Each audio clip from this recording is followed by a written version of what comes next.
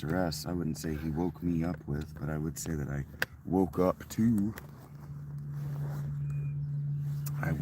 my guy Mr. S this morning, hitting me up with a link to one of my old videos where I was talking about human intelligent tasks. Human intelligent tasks. Human intelligence tasks.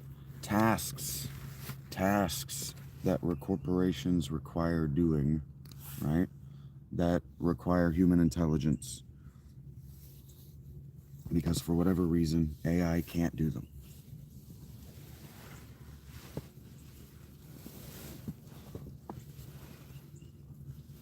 For whatever reason, they can't be automated. I don't think everyone out there knows that these are a class of jobs. That this is a class of work. My guy hits me up with a video, a short that I made. I went ahead and reposted it. But he hits me up with a link to a short I made. And I cut a minute. I cut from 5 seconds of me just gaming. So apps role playing, 7 Days to Die. He says, I graduated from the public school system. That's why I play video games on the internet for a living. And it's like, yep. The Obama economy was a service and entertainment economy. Under Obama, for 8 years, we transitioned to a communist economy.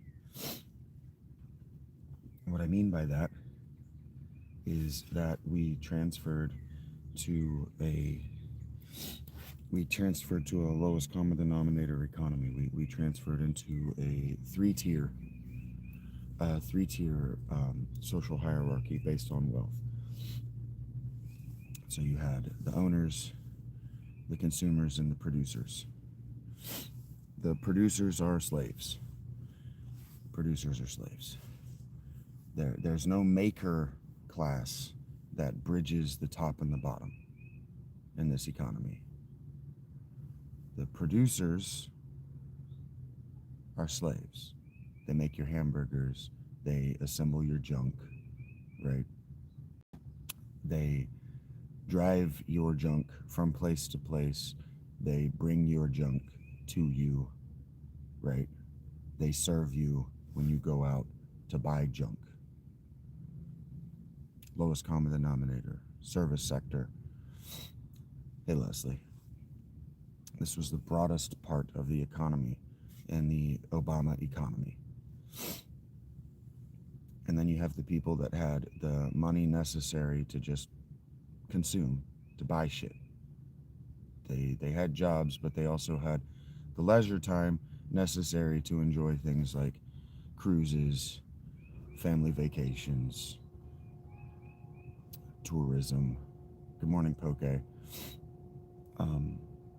And then they did the things like going to restaurants, going to Walmart, going to mom and pop, retail, spending money on Amazon. That's those people. And that sector under Obama went from the majority of Americans to a very small minority of Americans under Obama. Obama squeezed the top of those people so that all that remained were the top of those people. They squeezed all of those people, compressed that class of the American civilization. They compressed that class down into the poor so that only the top slice of that remained. I don't know if you know this. But American poverty went from $15,000 a year in 2007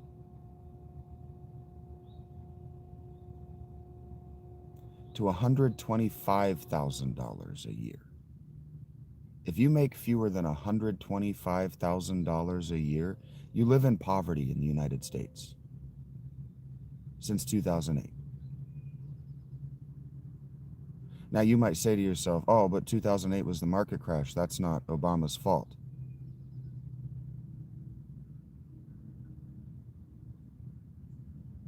It didn't get fixed. That's Obama's fault.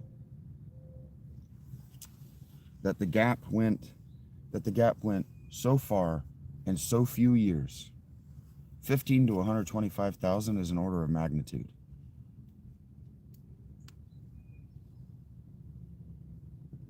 The difference in 125,000 and 150,000 at that point is negligible.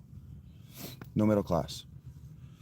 The middle class were turned into consumers, and the consumers were compressed like jelly into the producer class, into the productive class. And then there are the owners. Everybody making more than $150,000 a year and reinvesting in the economy as investors and owners. But we should know this. That's why everything is owned by an investment firm now. What are those called? A private equity firm? Everything is owned by those, because those can be anonymous. Because if you own, you have to give back.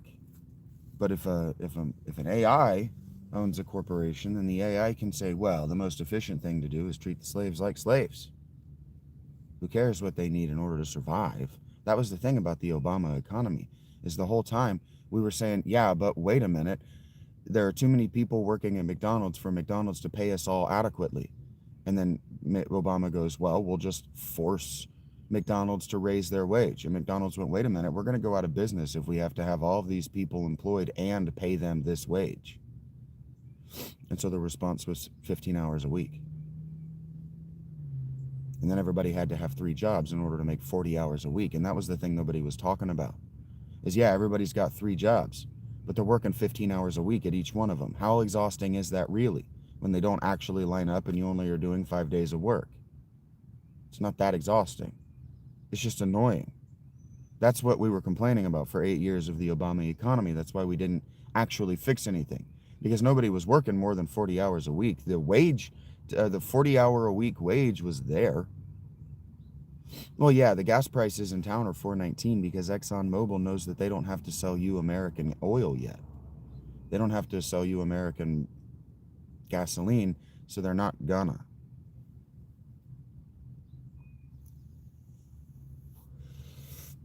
The United States is and has been the world's largest producer of petroleum and petroleum byproducts the whole time we've been at war with the Middle East. We just don't sell it to Americans. We refine it and we sell it to Chinese.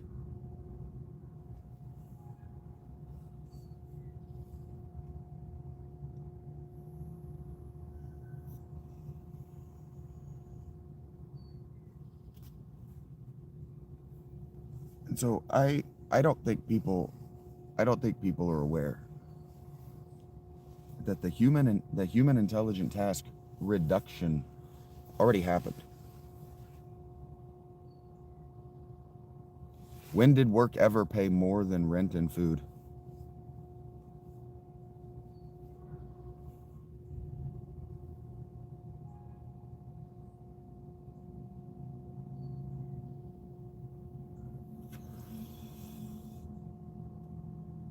A wage has never been concerned with the cost of rent and food. No, long ago. No, there has never been a time where work could pay the cost of rent and food. Never. Actually go and listen to what people were complaining about in the electorate at any time in history. At no time in history were people complaining that work paid for the things you're talking about.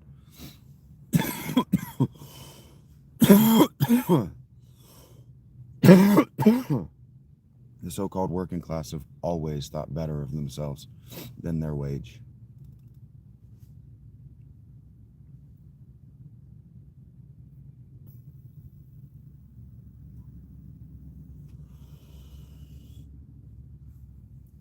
Have you not seen Les Miserables? Have you not read it? You've not seen the musical? You've not watched the stage production? You've not seen that bitch sell her teeth because selling her teeth was a more efficient way to pay rent and buy food than working? She was already a working woman and then had to sell her teeth. That wasn't that long ago either. Not the scale of human history. Hello, son.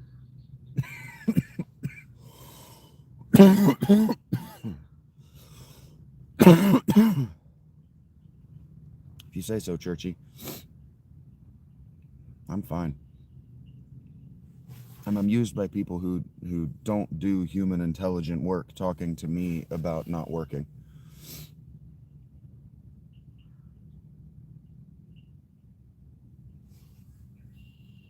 This Churchy does something that's going to be replaced by a computer ASAP.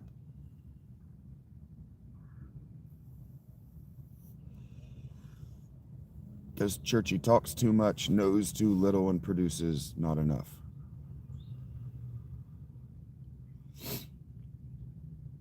The trolls are never going to stop fucking around in here.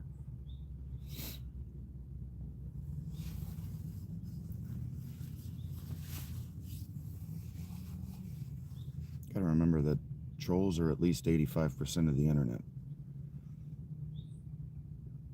Work is effort over time. Tom?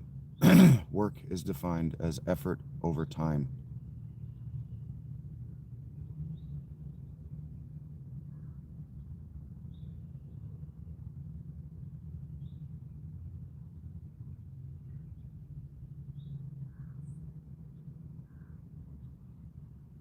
I don't have to activate it, Sam. Hello, Shadow. What's up?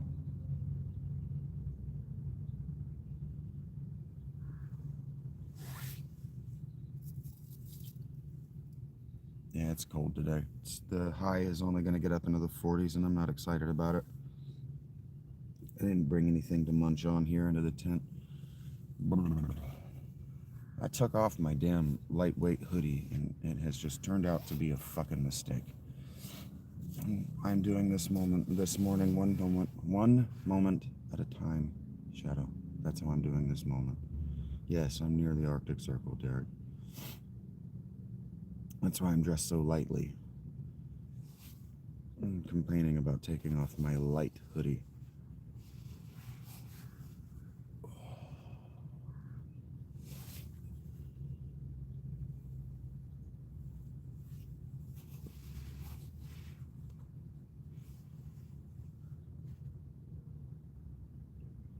Nah.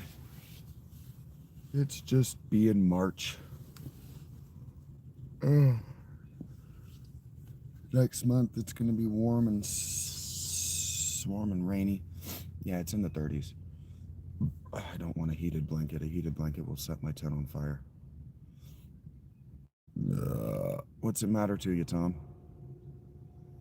You already showed up just to say something negative. Why do I want to share with you where I am? Hello, Hunter.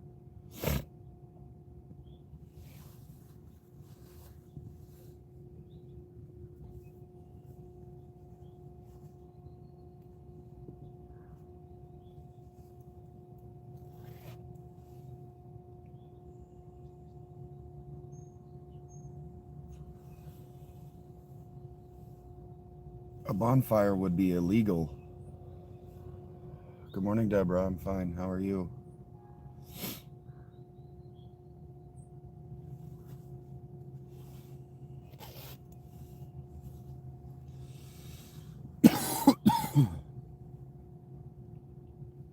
It is illegal for me to have any amount of fire.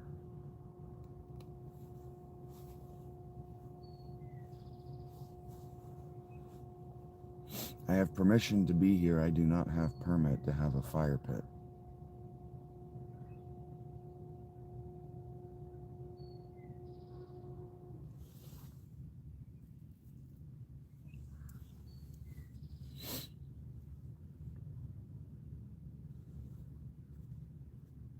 It's weird to me that you guys don't know that it's illegal to just start a fire.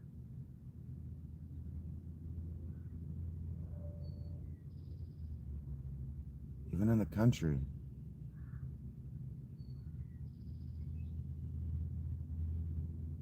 You liked my recent shorts, Leslie?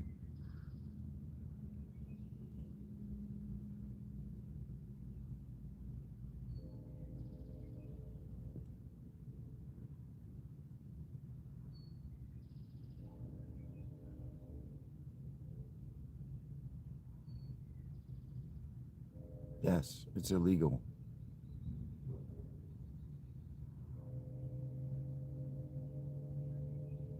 If you start a fire and the spark from your fire travels any distance and then starts a forest fire, starts a house fire, starts a town fire,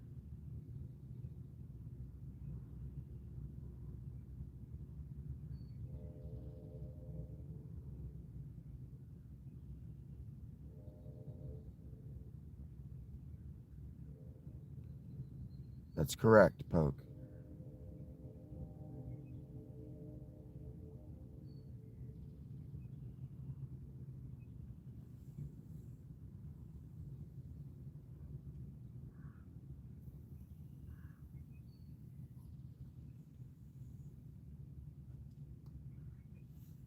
I love to hear that, Leslie.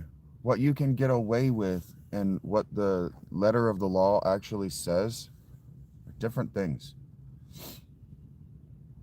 You can get away with setting fires in your backyard, but the second you catch something else on fire, you're going to be paying out the nose for breaking all the regulations. That's called doing something illegal.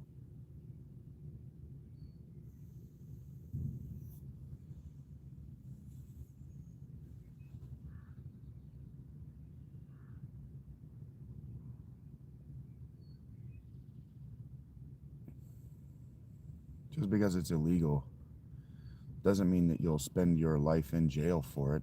Doesn't mean you'll spend any time in jail for it. But it does mean that you've done something that is not within the regulations.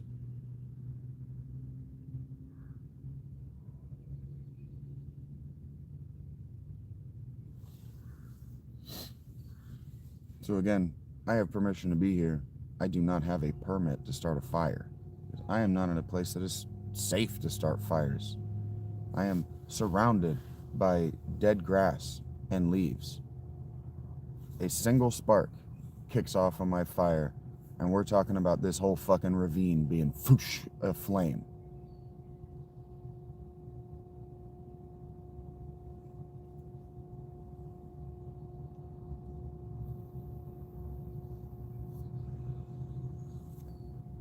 And you might think to yourself, nah, I could contain a little grass fire.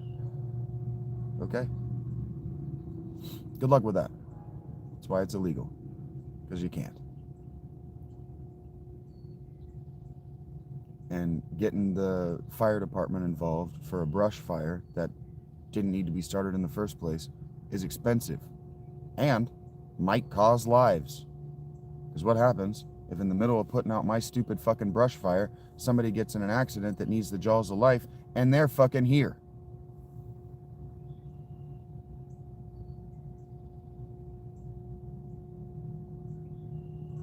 Yeah, see? Huge fire broke out, blocked a highway, and now the rules are strict. Y'all motherfuckers aren't as smart as you think you are. You watched a video online and you thought, oh, I know how to make a bonfire. And then you pick wood that's going to kick off sparks.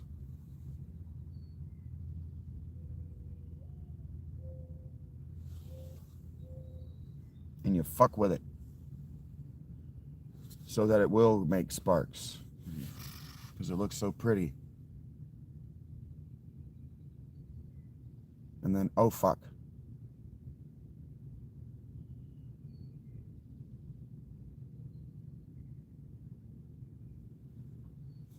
So no, I will not be lighting a fire. Yeah, treated lumber for sure, Poke. I don't know specifics. I just know that I listen to the fire department when they speak in public.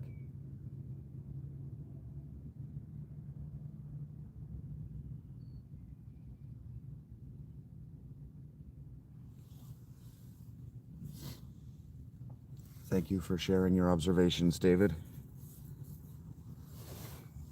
Do you do this when you watch movies too?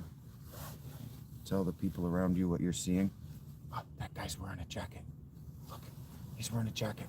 It must be cold. Well, maybe when you're alive, you'll not be here anymore, Shadow. I don't know the specific woods that you don't want to burn, because I have no interest in making a bonfire, so I don't need the specifics. I don't need the details. I'm not going to do the thing. I know the outcome, I know the danger, and I know the reason why the regulations exist, which are what we're talking about, which was the regulations, not how to make a proper bonfire. I'm not going to teach you how to make a proper bonfire, because I'm telling you not to make a bonfire. I am on private land.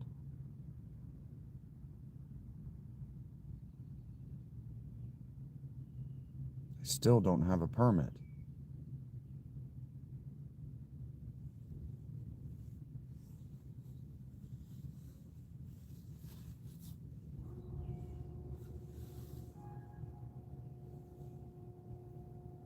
And if I were on land that I owned, it would still be a danger to the land and my tent. I wouldn't take. It's just a risk that is unnecessary and frankly stupid.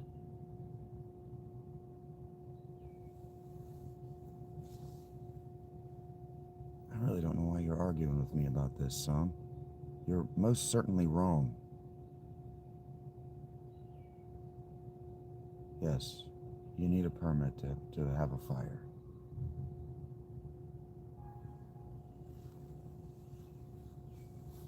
It sounds like lo mein, you would be good over one.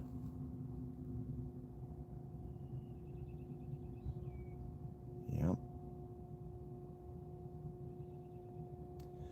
If you don't think you need a permit to have a fire of any size, you are almost certainly wrong. Almost certainly wrong. Almost as certainly wrong as you are that you don't need to call that number before you dig. You are almost certainly wrong. In fact, I would bet on you being wrong, because I'm going to pay out almost every time. I am going to make even betting that you're wrong about everything. I hope you do, Breezy. I hope you take your house with it. And I hope the owner of your house sues you all the way to your bones. I am using nature for warms. Fire isn't nature. Fire is chemistry. Where do you see standing fires out in nature?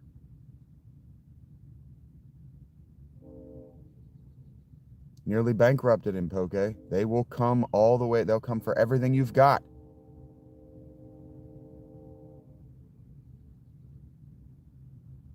I didn't say it was technology or a tool. I said it was chemistry. I said fire is chemistry, because fire is chemistry.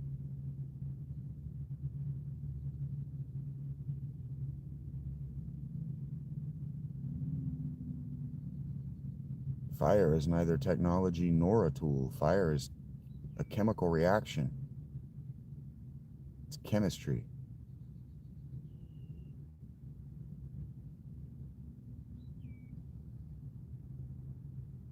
Fire is not energy. Fire is a chemical reaction. Fire is not a tool.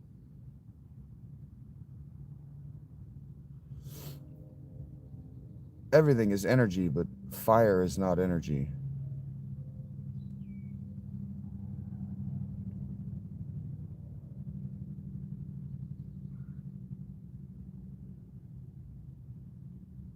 Fire is not a tool. Fire is chemistry. You cannot hold fire.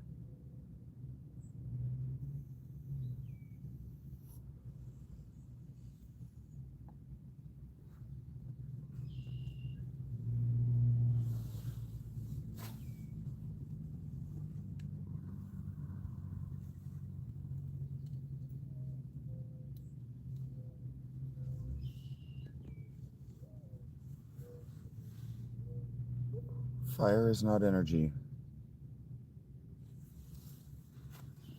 Fire is a chemical reaction. The heat of the fire is an energetic exchange. It's the energetic reaction of the oxygen and carbon particles combining into molecules of carbon dioxide. Fire is not a tool. Fire is a chemical reaction. Water isn't a tool either.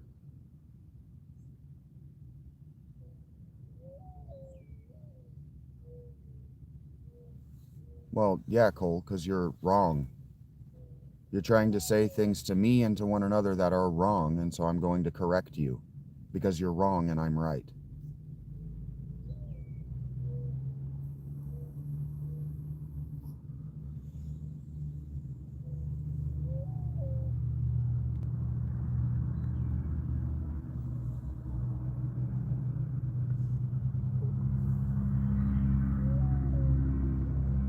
Yeah. Rubbing two sticks together and making fire is absolutely a chemical reaction. It's chemistry.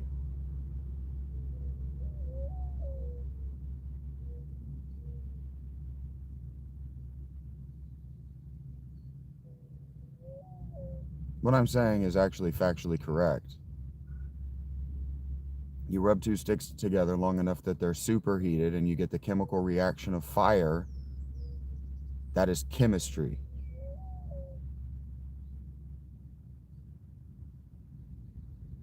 It's thermodynamics.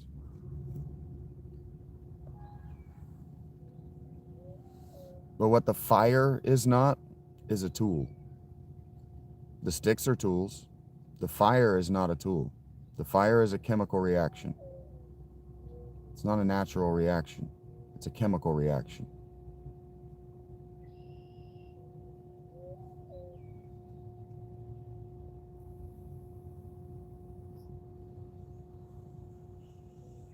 The chemical reaction is literally called combustion. That's correct. Combustion is not a tool. It is chemistry. Fire is not natural. What do you know in the world whose natural state is combusting? Combustion is not natural. Lava is not combustion. Lava is superheated metal. And it's chemical. It's literally a liquid. And it's not forming new elements. You're just a stupid person. The only place that elements are formed is in suns. And that's a chemical reaction too.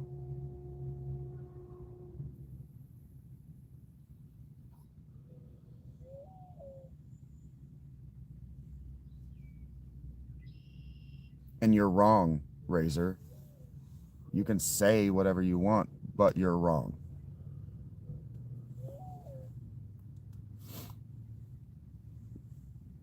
Talking about elements is to be talking in philosophy from the pre-Socratics. You're talking in pre-Socratic magic, which was alchemy, which is chemistry.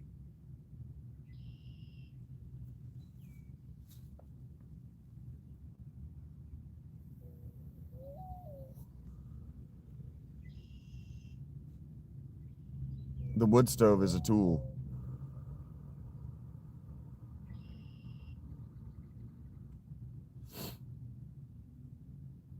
I'm sure I can, Sonny. How much is it worth to you?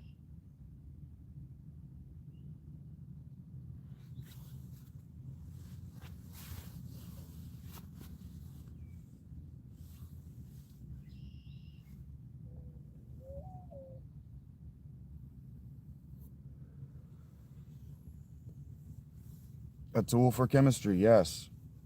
For containing and using the chemical reaction that is fire. That's correct.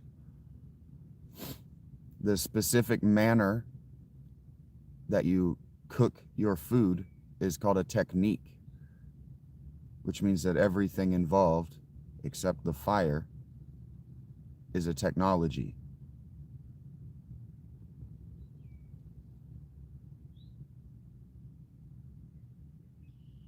techniques you use to harness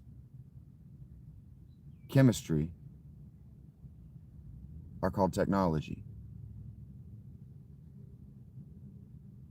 At a fundamental level, almost everything we do and experience in some way involves chemical reactions. That's correct. Respiration is a chemical reaction.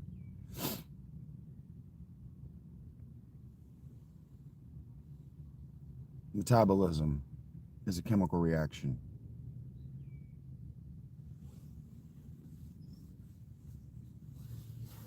The electrical exchanges and the production of heat in your body are chemical reactions. Everything you think is a chemical or an electromagnetic reaction. Everything you do is a chemical or an electromagnetic reaction.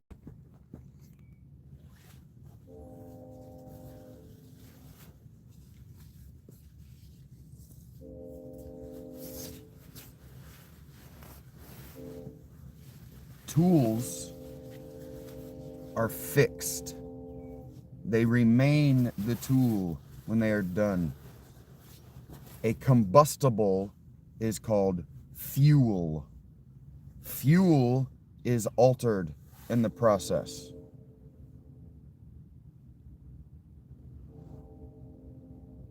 Of the combustion, which is a chemical reaction.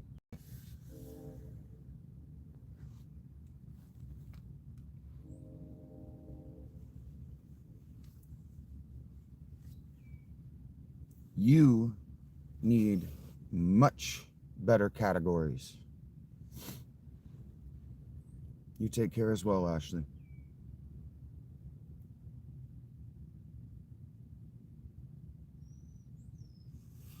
You need much better categories and much stricter definitions for the words that you use if you're going to argue with me and say that I'm wrong when I'm insisting that I'm right.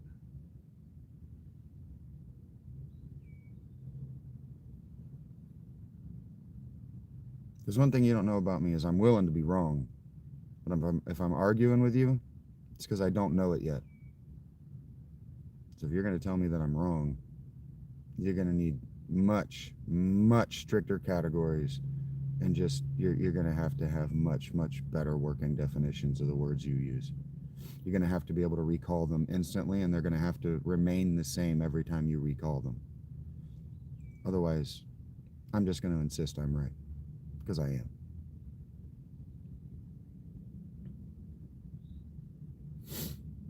You have never asked, wait a minute, what actually is the fire? Well, what's the flame itself? What's actually happening that I'm seeing? Because it's just hot. It's just heat.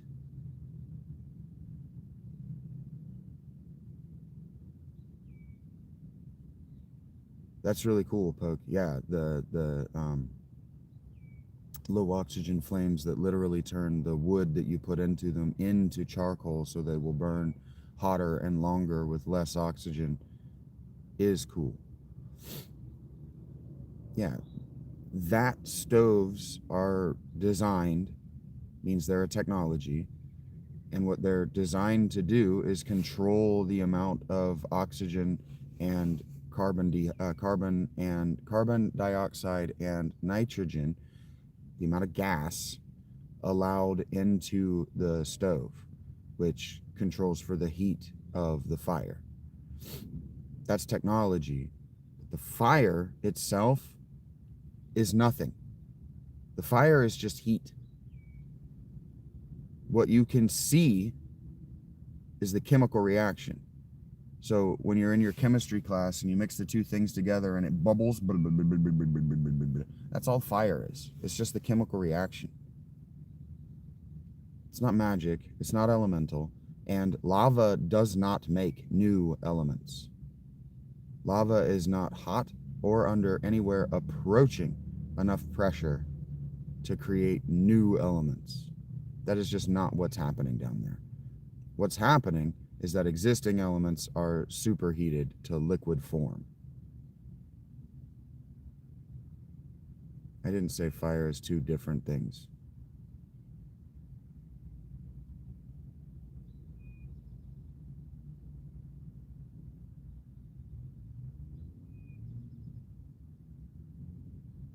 I did call to what fire wad the same way twice.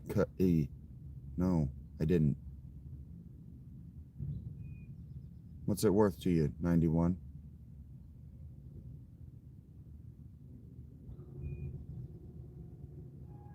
Fire is heat.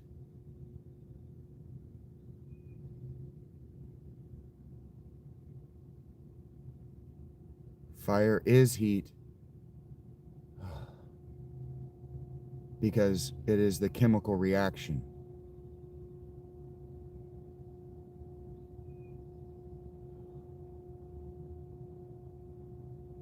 No, William, you just suck at everything. Don't blame the tool. Only an idiot blames the tool. Fire is a chemical reaction. It's just the heat.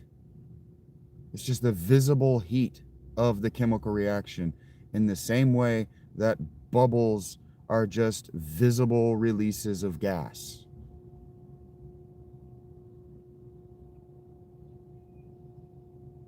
You can have heat without fire.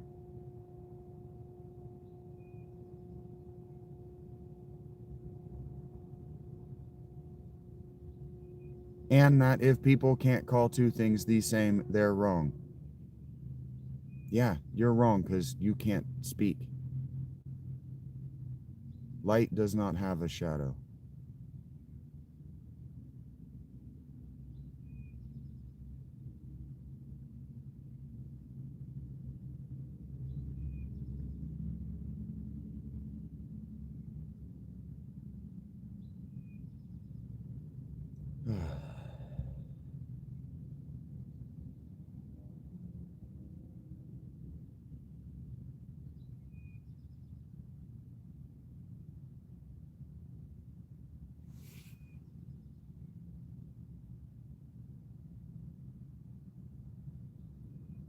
The fire that is casting light is not the light. The fire that is casting a shadow is not the light. It's the fucking chemical reaction. It's the actual superheated carbon dioxide molecules. You stupid fucks. The carbon dioxide molecules are going to cast a shadow because they're right there. You can see them. Idiot.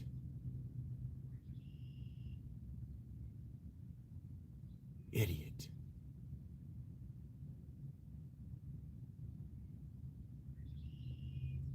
Yes, Doug.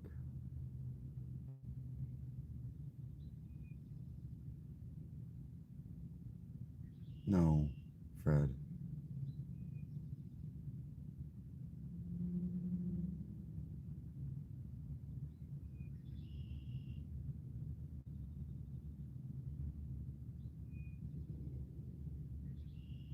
And anyway, if photons are a particle, they might cast a shadow, but no.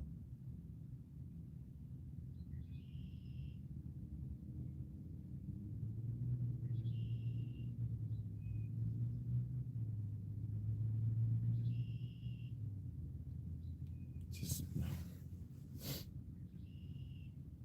However you think you're going to apply that information, you're just wrong. Hello, Kathleen.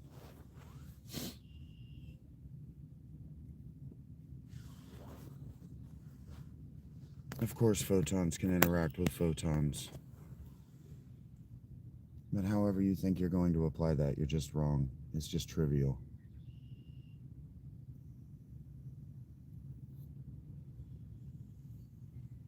Why would particles not be able to interact with particles? Do we really think that light is magic?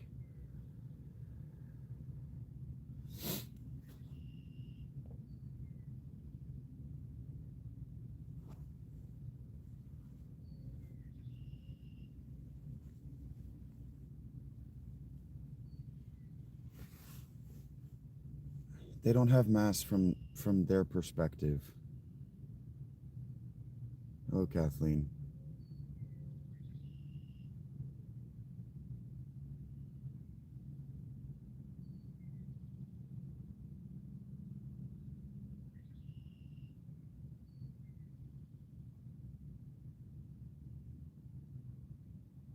I said hello, Kathleen.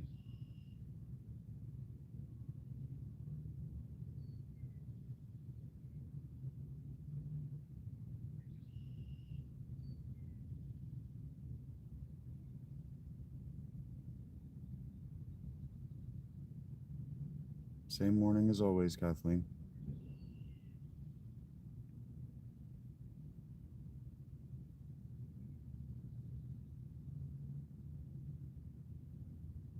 I seem to mostly be huddling, Fred.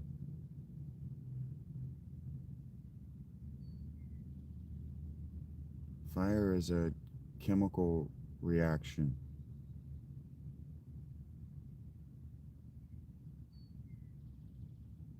But it's just what you see is visible heat. Why do I want hand warmers, Fred? Am I complaining about the cold?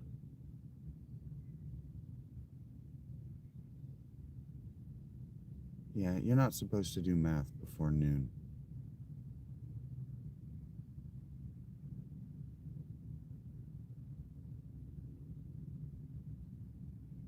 Never once, Fred.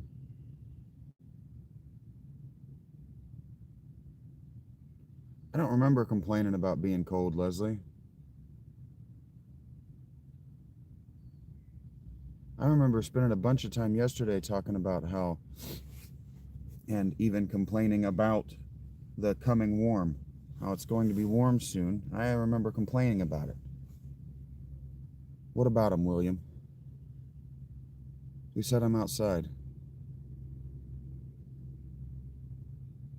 Yes, I'm in an igloo, Joe. Which of what, Fred? Why not use what, Will? Why do I want to spend $200 on hand warmers, Jim?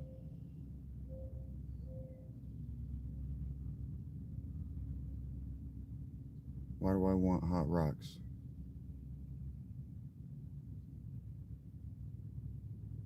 I don't remember complaining about the cold. No, I'm not on the app trail. Yes, I'm an Eskimo.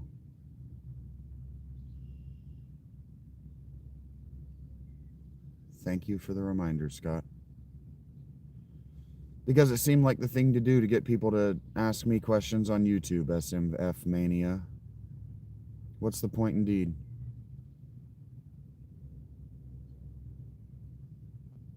I don't know how to answer that question, William. What?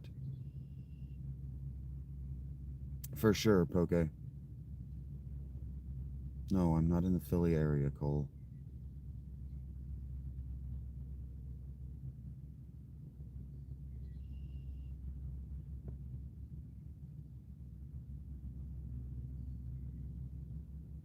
For sure, Joe. I don't know why that's an or.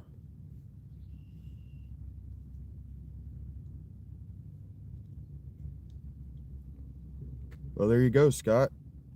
Your mind is blown. It's relatively simple from my perspective.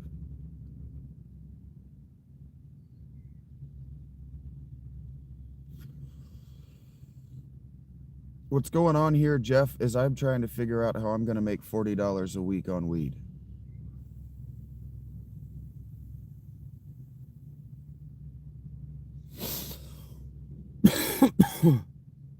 What am I in right now?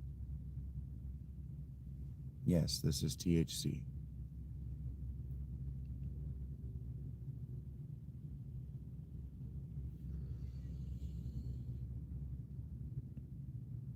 It is very good, but I'm smoking it too fast for it to be affordable to me.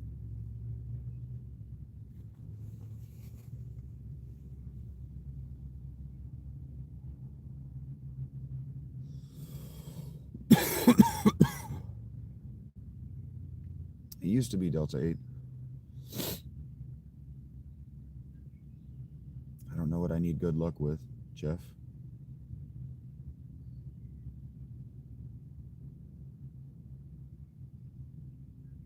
I don't know, eggs. I don't know, man.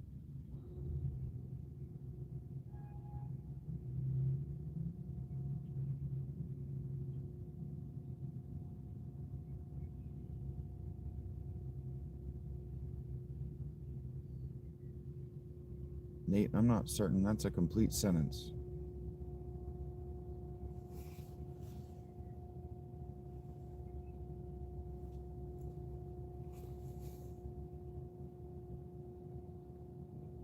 If you say so, Fred. Thank you for knowing exactly what the local economy is like.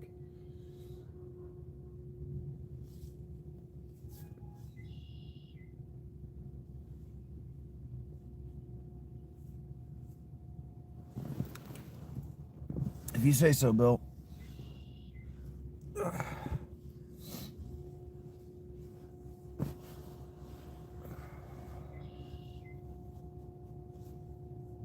If you say so, Bayless. Big fan of Skip, are you?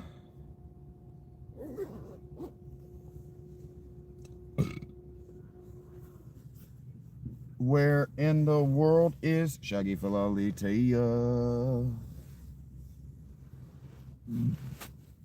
It annoys me. It came to really annoy me that every single one of Good Mythical Morning's games is Where in the World is Carmen Sandiego. It's just the song Where in the World is Carmen Sandiego. Every single one of their games. That started to really get annoying to me.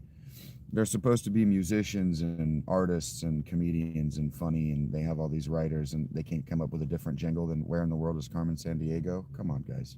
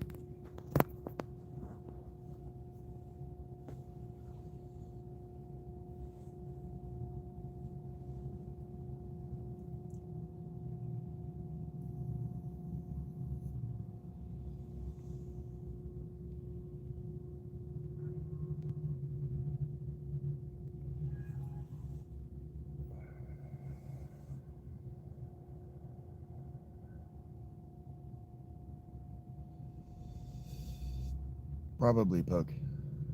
Probably.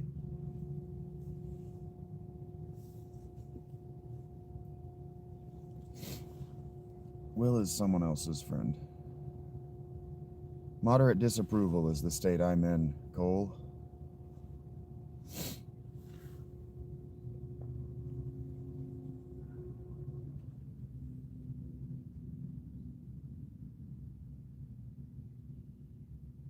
Hello, Carmen. Carmen. There evidently is where Carmen Sandiego is.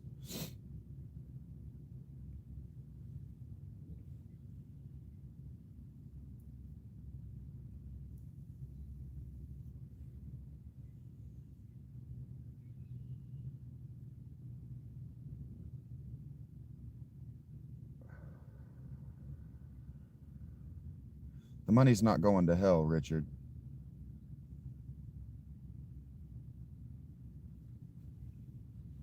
I think it'll be fine without salvation.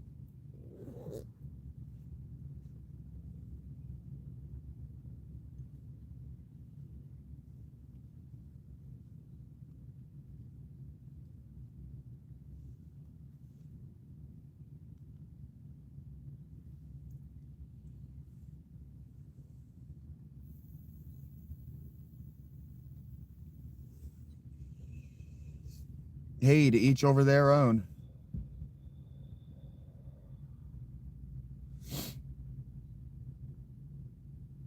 I have my own reasons that they just don't need to know and aren't privy to.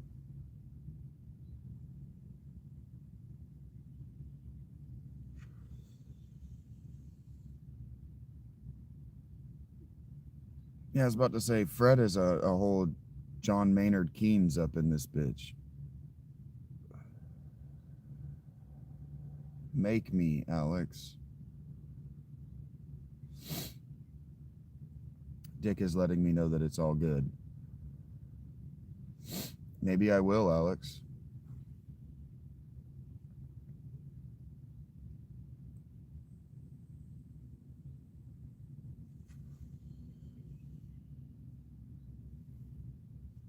I'm pretty sure that my stream isn't old enough to be why Coke makes a profit, John. With any luck, JM Geisler, it'll be sooner rather than later. No, I'm wearing pants today, Hamza.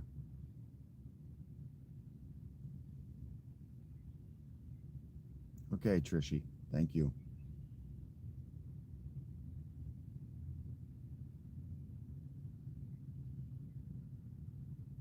I don't have a medical card.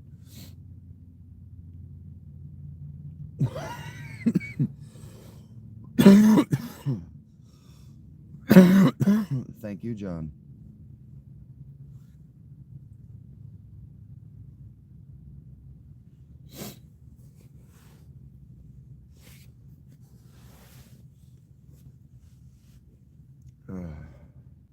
I license to ill. No, I don't need a medical card.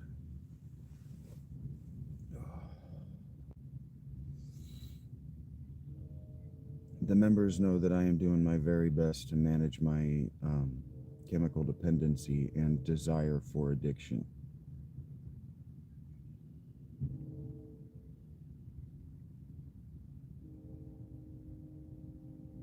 Thank you, Dick.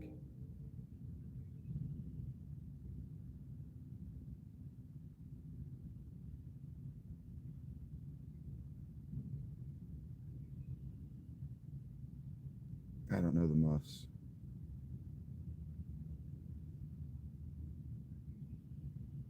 That sounds like something Mr. S would like.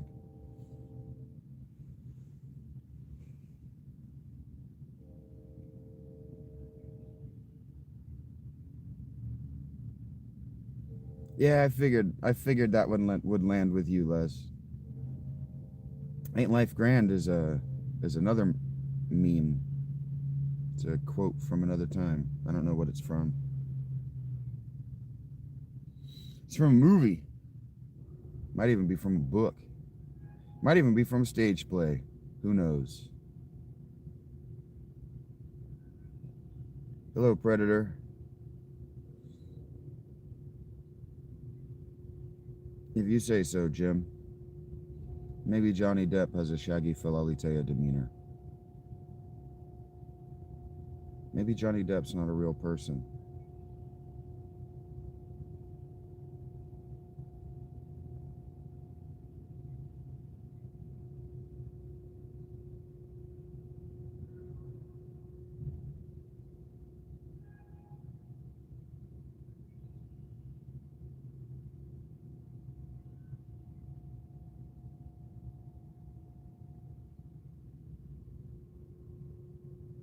Maybe I know exactly where it is, Dick, but I don't have it on hand. Maybe Johnny Depp isn't a real person. The rapidity with which you deny the thought experiment suggests that the thought experiment is more real than your reality, because you can't question yours.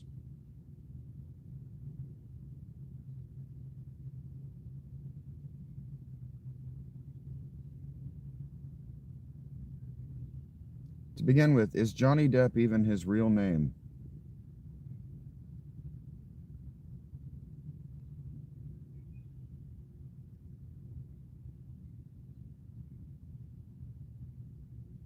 Well, Alex, I don't need an adult man to top me in order to feel like an adult.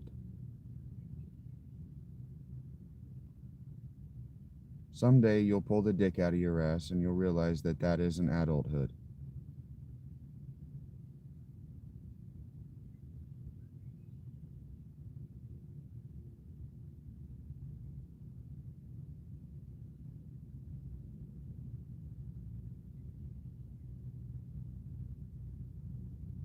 I don't know about always. Always and never are dangerous words. It's probably truer to say that an idea born of survival bias is probably wrong, but the opposite, probably not always true. Define reality? Don't tell me what to do. Good morning, Rachie.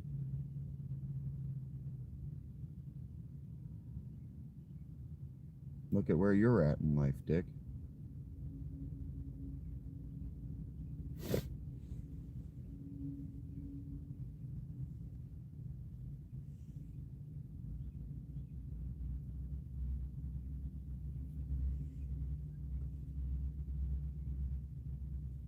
I don't know what's happening from Alaska.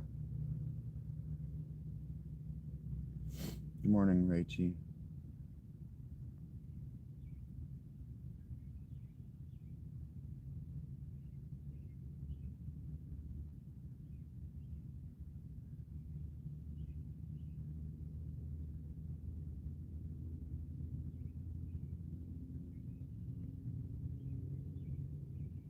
I don't know what you can do, Alex.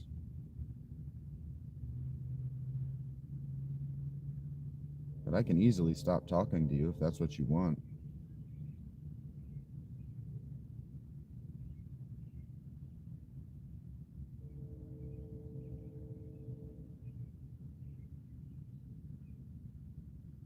These are the kids in America. That egregore?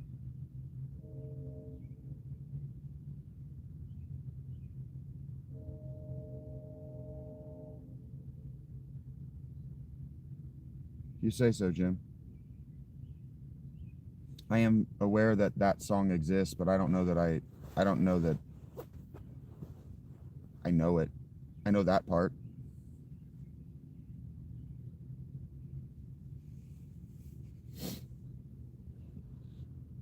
You see it. Good morning, Nathan.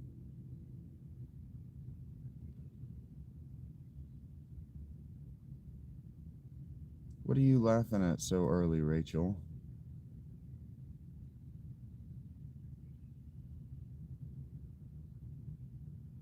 I want to see something. Just bear with me a moment.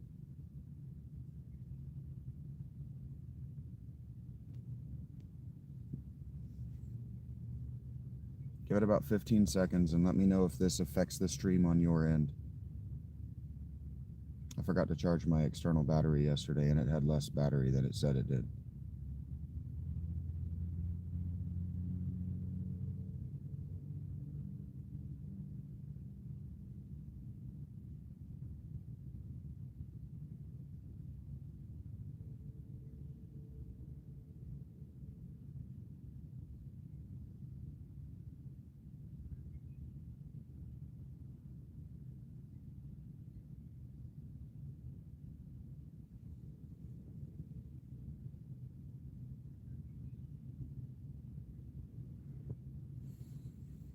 Yeah, it's a slow morning, Dick.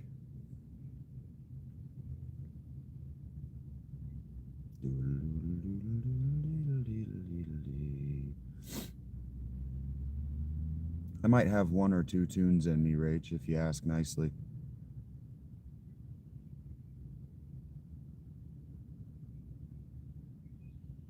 You think I'm joking, Richard. I'm usually in the 30s after hour one. It's 59 minutes and 30 seconds. Slow morning for me. I've been surrounded by a bunch of dickheads.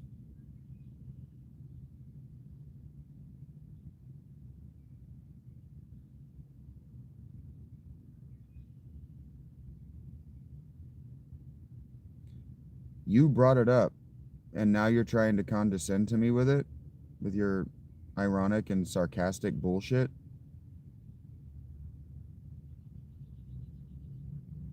You're that guy who sits down at the bar and goes, "Ah, there are people here. It must be a good day for you." And they're like, "Ah, yeah, it's a slow day. It's usually full." And then you say something hateful. Like that. Looks warm. Like, you're just a dickhead. You're just a piece of shit, Richard. Maybe, Rach, what's it worth to you?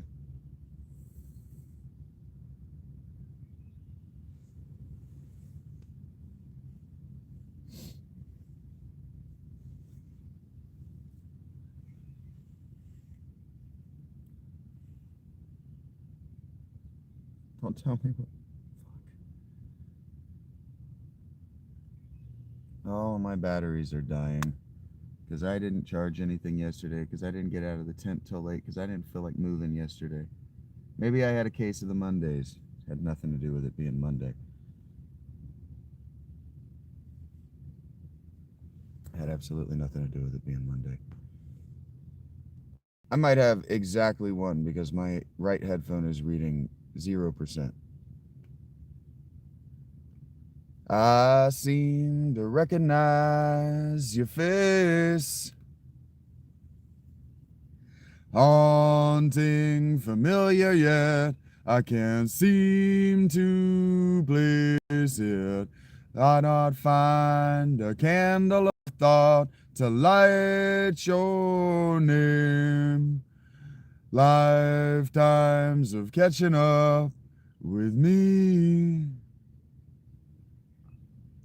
All these changes taking place.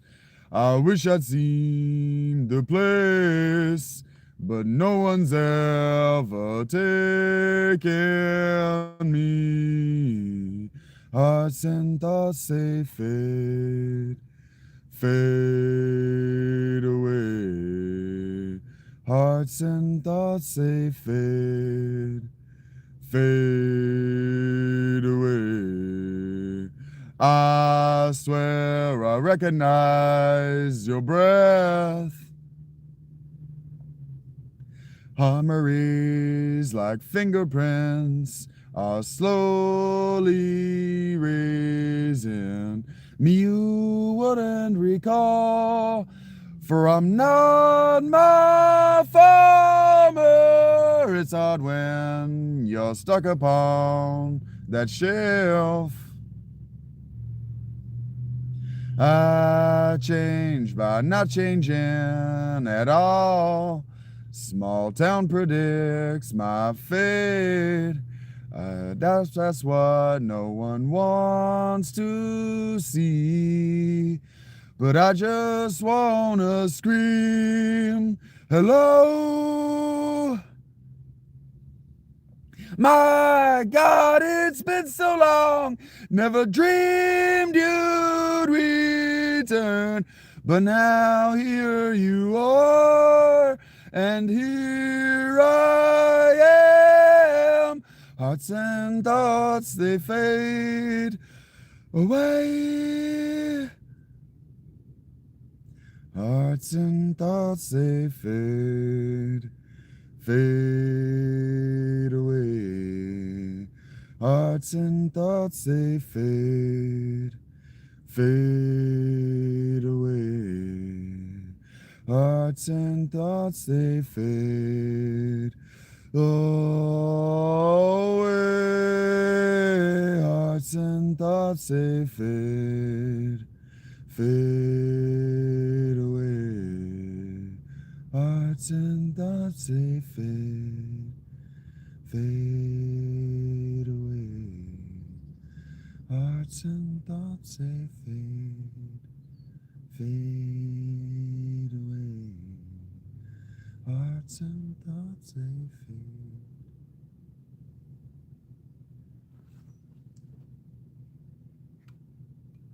There you go.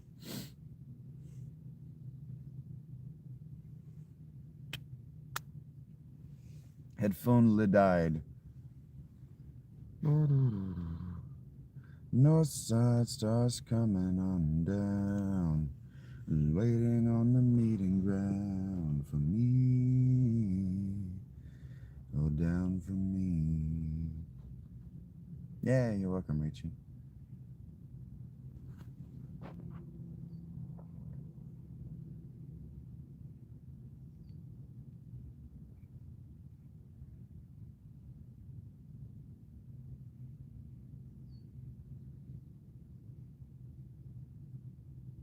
Yesterday was weird for you, Leslie?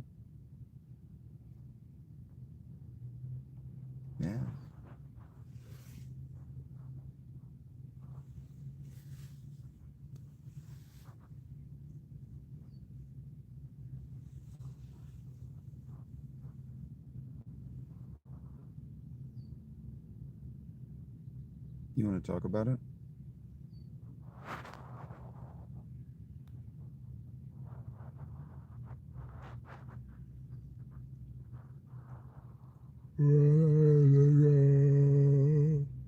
Whispered on the wall.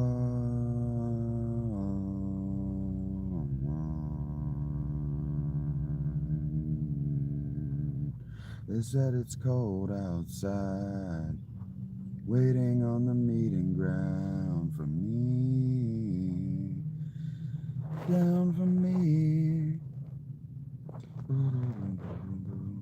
North Star is coming through now, waiting on the ground for me. Yeah, it might have been the pressure system from the weather, Les.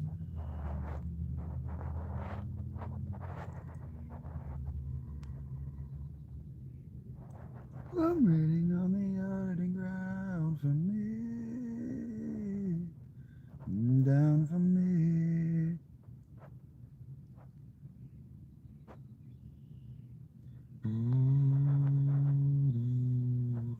Thank you for responding to the ironic and sarcastic and intentionally hurtful comment on my views by adding 5 to them in 3 minutes. If I wanted them, I want you to fucking scatter, Cole. Come down to ground, leathers are there, what on and all, la da da boo.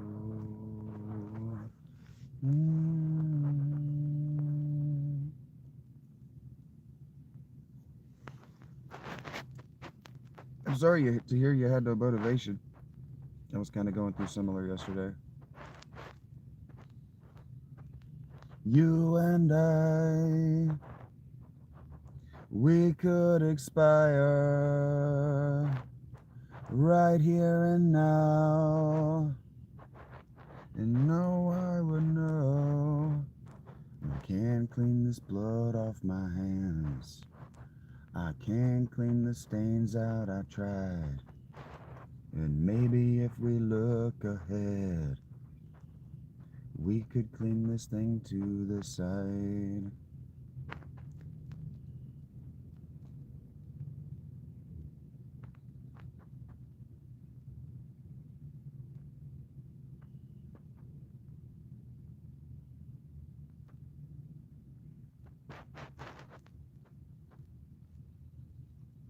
You and I, we could expire right here and now, and no one would know.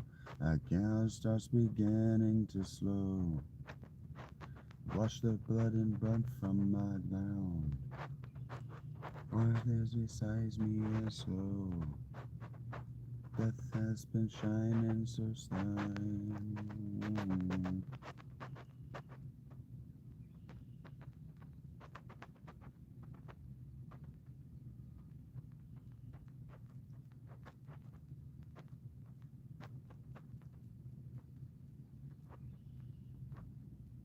Slept fine. It got cold.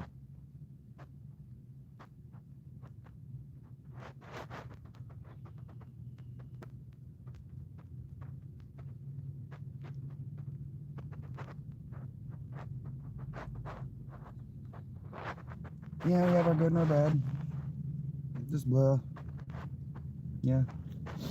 I found my way to the routines that keep me regulated yesterday, and that is how I ended my day. Regulated. Ah, fuck me dead.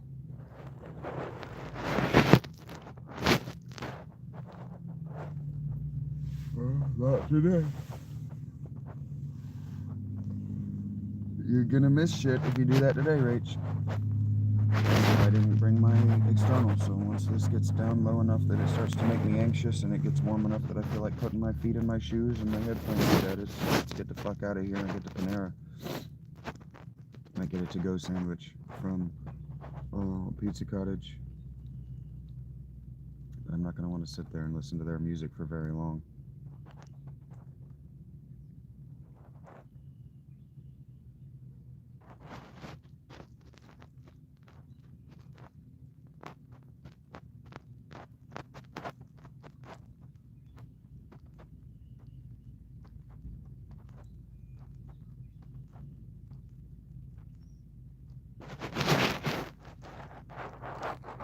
music is such garbage. I sat there and I endured a fucking country song whose chorus was country songs, keep country and country songs. Country songs, keep country and country songs. And I was just like, what the fuck? That's not a chorus. That's a fucking Republican newsletter headline.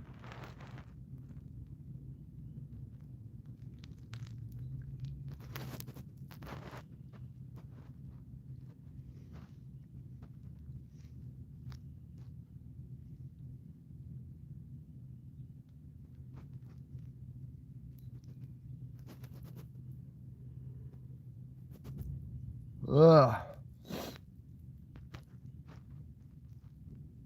Oh, it's so much more peaceful when those dickheads just aren't talking to me.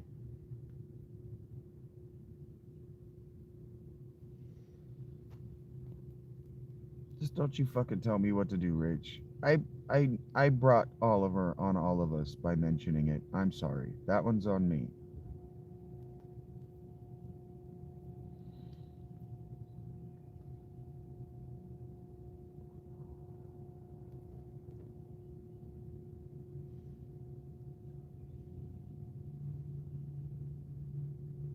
I don't like Bo Burnham. Bo Burnham is derivative of the Flight of the Conchords. But he counts on you having never heard of them.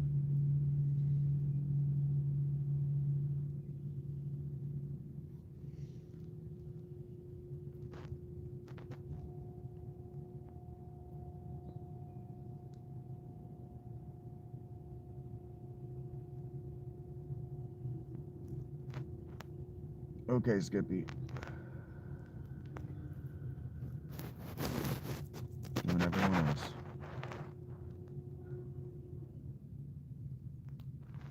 I never liked it. He never got a laugh out of me. Flight of the Conchords are one of my very favorite things. I'm glad you like it, but it doesn't resonate with me. More coffee? Heard that, Les. Shalom, Alice. How are you? He says he doesn't want to come back down from this cloud. It's taken all this time. It's taken all this time.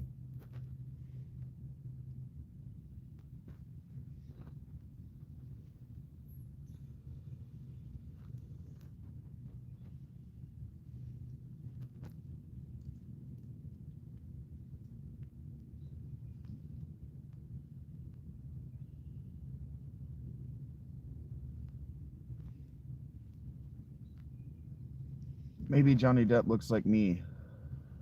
Maybe I am doing a Star Wars skit right now. Maybe I'm playing Qui-Gon Jinn before he died.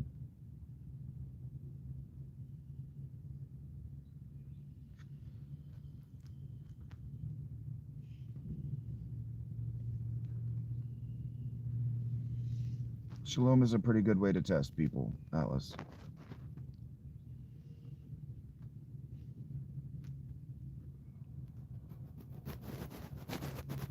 What do you say? What do you do when it all comes down? It's taken me all this time. Okay, Rachie.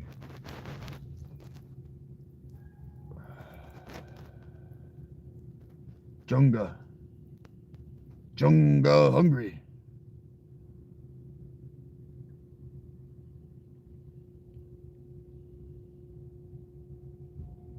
We need you to state your name, occupation, and hobby. Lizard man. Ah, great job, Bill. Way to go, Bill. Yeah, thanks, guys.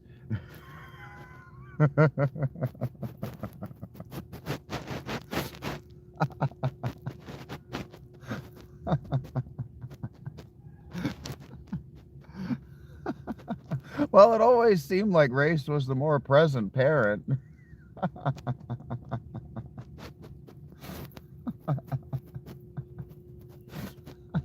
This confounded machine.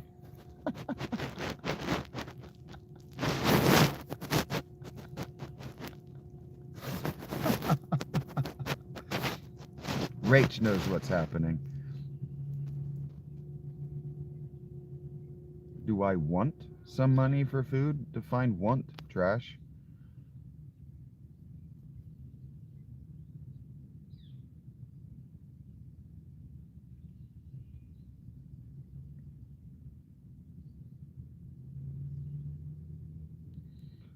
Bruh. Get it wrong, Dave Matthews. Cut me down to size. Yes, please. Obviously.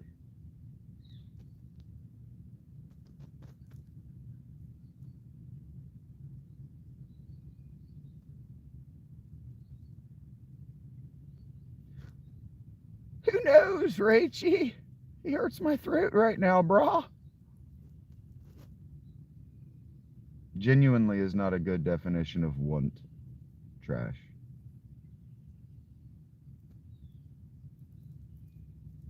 I noticed last night there were perfect opportunities for me to be Trevor, and I was like, that shit hurts my throat right now, brah. I don't know why I'm climbing it up there. Very rarely have Trevor climb all the way up there. It just hurts my throat right now, brah. It's in the left side of my throat, which is where I burned it, so it just hurts.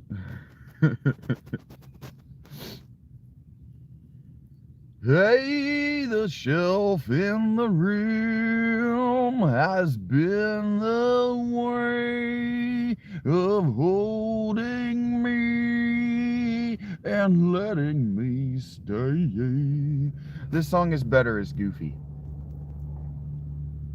Has been the truth. I can't hide in the shelf in the room. Oh yeah, yeah, yeah, yeah. Yeah, it's better as Goofy. Now you know. The tide's coming in. Want equals desire. Do I desire money for whatever he said? Not from him.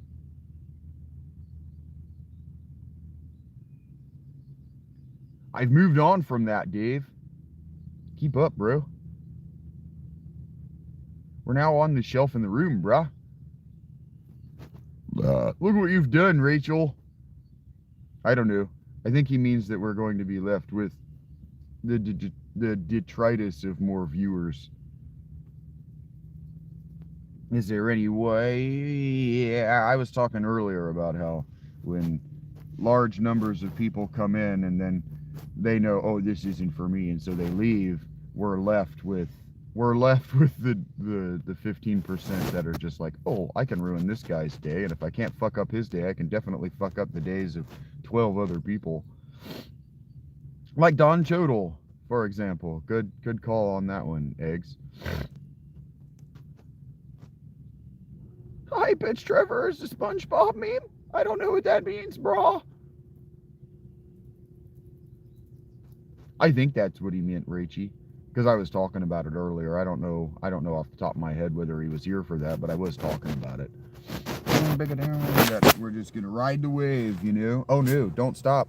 Son of a bitch. I don't know how I don't understand how my phone is sensitive enough that it can react to my blanket, but not my finger when my finger is in my blanket. What the hell?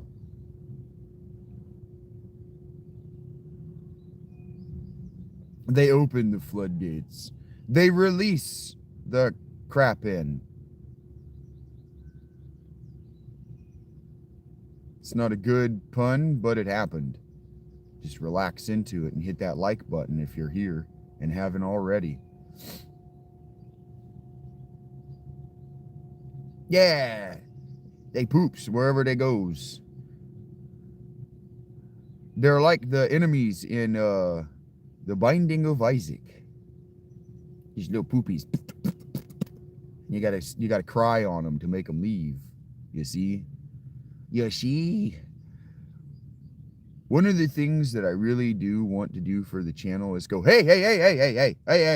I know it's expensive, but somebody buy me all of Binding of Isaac so we can sit for 200 hours and playing the same fucking map and watch me go, yes, cry on them, make them die, kill the poops. That's how I wrote one of the drafts of Rob that you guys will never read. Was intermittently beating off, playing Binding of Isaac, and then dumping tens of thousands of words into my word processor. It works. Do I regret it? Not at all. What up, Lonk? Totally radical. He says he must confess that he was reading through a book full of death, reading that he was going to die alone.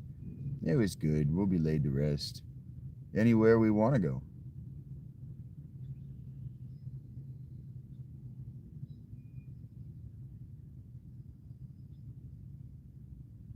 I genuinely don't remember what game I was just talking about, Poke. I do know that Soundgarden is too loud. That hurts my fucking ears.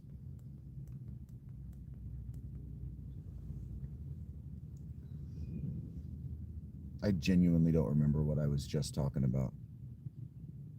I stopped to make sure I told Lonk good morning, and it's just gone now. My stoner? Yeah. Is my brain Swiss cheese? 100%. I almost look like a professional streamer with my head all up in the whole thing now. It's probably dick, Rach. You gotta just keep moving. Oh, Binding of Isaac is a great game. Yeah. It's all good. It's all good. No, I was taking the fall for that. I just legitimately couldn't remember. I knew I had been talking about a video game for a minute. It's gone. Yeah, BOI. I've only played the first. I haven't played any of the sequels. I know they're not true sequels, but I haven't played any of them. And my understanding is that they add story, they add stuff. I beat the hell out of the first one. I didn't finish it, but oh my god. I didn't finish it as far as collecting and getting all of the achievements. I did all of the levels that it was going to give me. I got all of the story and all of that. And what I really like about that game is outside of the outside of the items and the achievements, you can figure out how to get the story all by yourself. I know, that's what I keep reading, just some guy, that Afterbirth Plus is a completely different experience, and I've never played it. I really want to. But I also know that that's going to be a lot of hours. If I sit down to do that, it's going to take a lot of hours. Because I got to get good at it again, and then I got to beat it, and then I got to play it until I'm bored, and that's going to take 100 hours.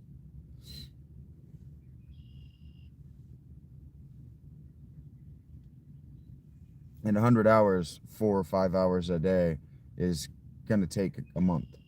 And so my channel is going to become the Binding of Isaac channel, which is an old game.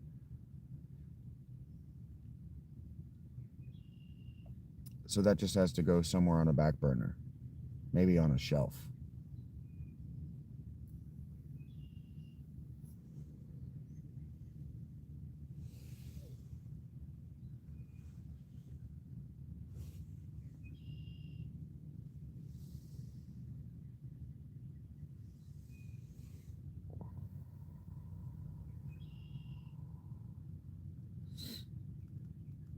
In dreams, until my death, I will wander on, he says.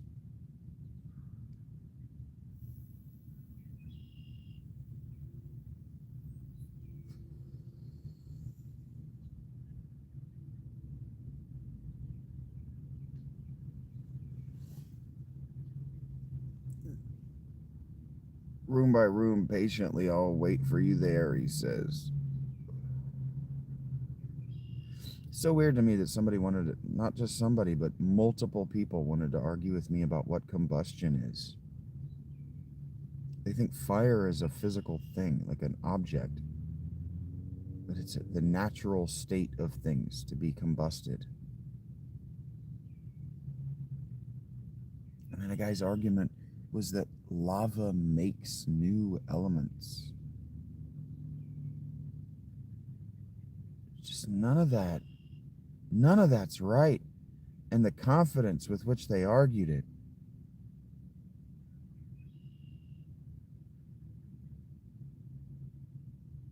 big orange one is nicotine. The little black one is Delta 8, and the long skinny one is Delta 9. The long skinny one's also almost empty. It's only 1 gram.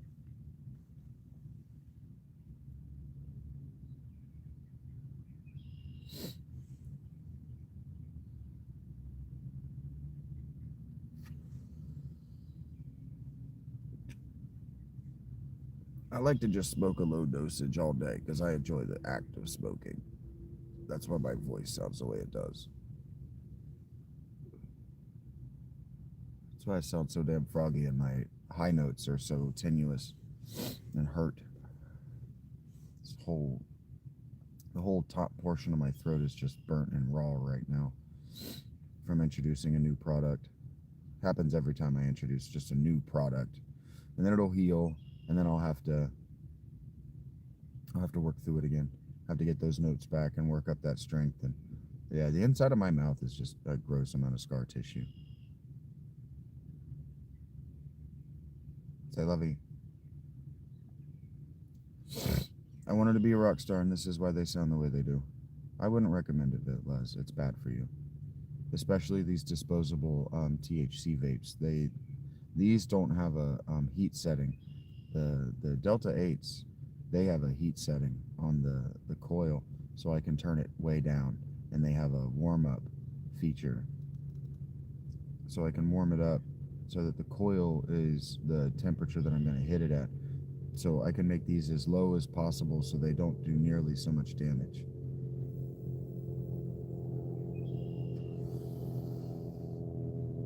They also don't burn nearly so much of the juice, whereas these, because they don't have a warm-up, I hit it, and any of the resin, because they're also live rosin, any of the rosin that's on the coil has to evaporate, has to vaporize from the coil, which damages the coil. So these are going to go bad faster. They're designed for people who are going to go through 1 gram a day.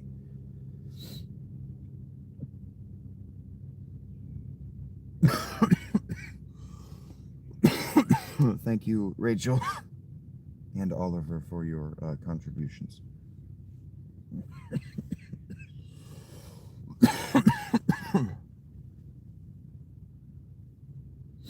And so because of the nature of the product, until I can find one that has a warm-up,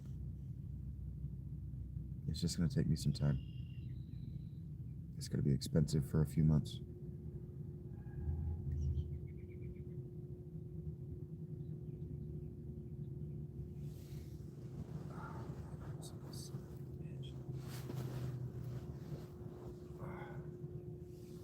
The live rosin might be my least favorite to smoke. It gunks up, and it requires a higher temperature. And yeah, if it's too hot, you don't get as much THC. Thank you for sharing, Jay. Without you, I don't think anyone would have known. Yeah, thank you, Mag. Without you, we would have never known. We would have gone our whole lives asking the question, do I or do I not? Whatever fucking stupid thing you said. Gummies don't do anything for me, but good luck on that. And that's not sarcasm. That's genuine good luck. I'm not saying that like, hey, there's not one. They don't do anything for me, but that doesn't mean that there isn't a product out there that would work for you. Fuck you, blanket. Come out from under my ass. I'm not that fat. Not yet. Without you, I would have never known either of those things. You take too much, Poke? Heard that. Probably me too. And that's why I don't feel anything, is it just yonks me out.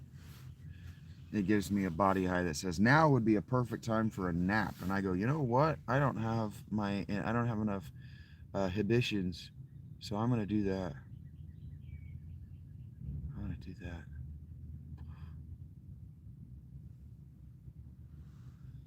He says he doesn't know if he's been really loved by a hand that's touched him, and he feels like something's going to give. And I'm a little bit angry about that. Oh, I just don't know what the fuck you're talking about, Magni. I'm not really reading what you're saying critically or well enough to comprehend.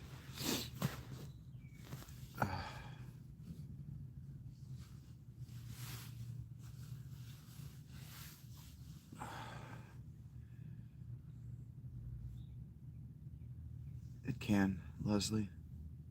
Depends on the kind of pain, but yeah, it can help. But with all pain relief, I promise you this is the case. With all pain relief, you can also push yourself to total failure.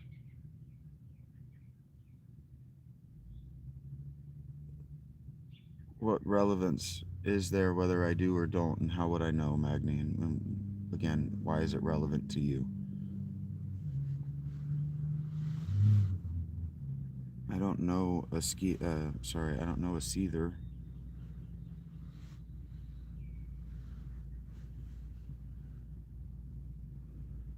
And I am not myself seether.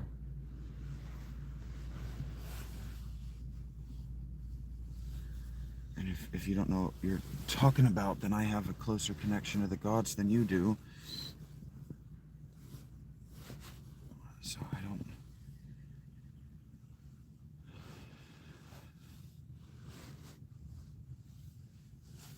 Well, that was then, this is now. I don't know why it's... I don't know why it's relevant to you. I'm allowed to say that I don't know why it's relevant to you.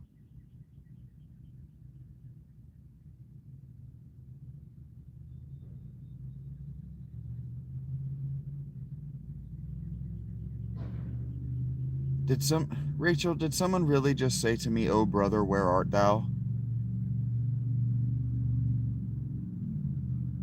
I'm just trying to figure out, and I'm just inquiring, that's all too, Magni. So if you're calling me defensive, you're the one being defensive. I answered your question.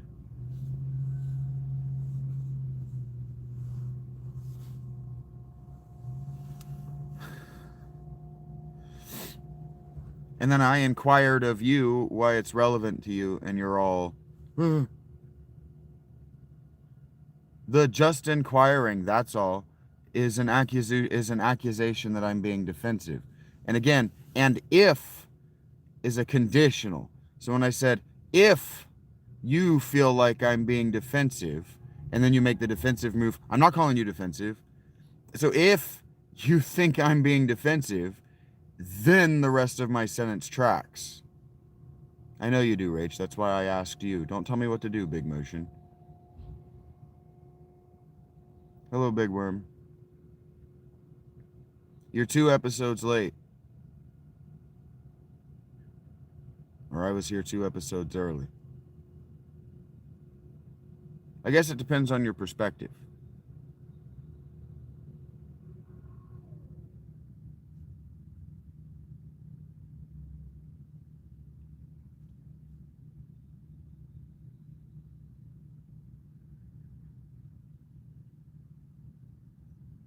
Well, I'm agitated now because I asked you what the relevance is, and you started acting like a woman.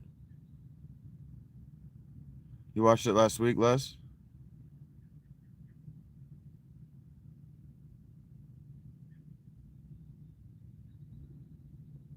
I don't understand, Eggs.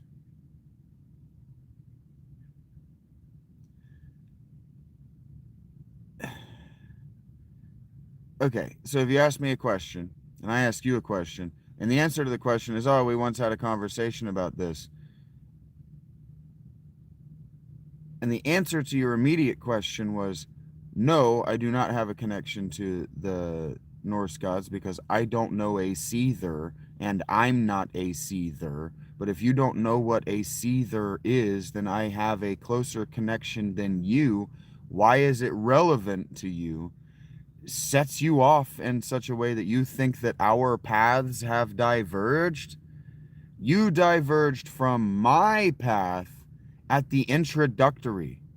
You don't even know the... Yes, you have to either have access to or be a seether in order to have a working connection to the Norse pantheon. It's not even a good word. The Norse gods. Absolutely you do. Because only Seether are allowed to work the runes, and only the runes connect you to the Norse gods. The only way you can properly command or communicate with, i.e., connect yourself to the Norse gods, is through the runes. The only people allowed to use the runes are Seether, and only women are allowed to be Seether and exist in a community. No, runes are not an alphabet, and only Seether only Seether are only allowed to be women and exist in a community. No, I have not been misled. You are just a stupid person, Magni. The runes are not an alphabet. Runes are a magic system. They are sacred. And only women, poets, and castrated men, frankly, are allowed to use them. No, I'm right, Magni. I'm right. I know I'm right. You are just a neo-pagan shithead, and that's not my problem. I made a video, a short, about people like you, Magni.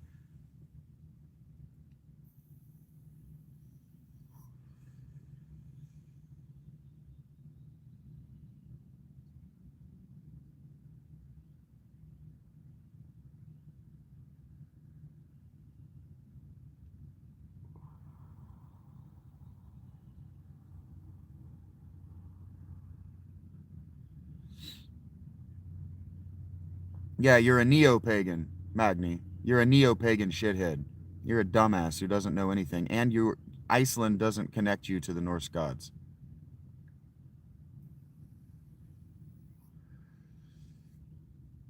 Iceland connects you to Christian reconstructions and neo-paganism.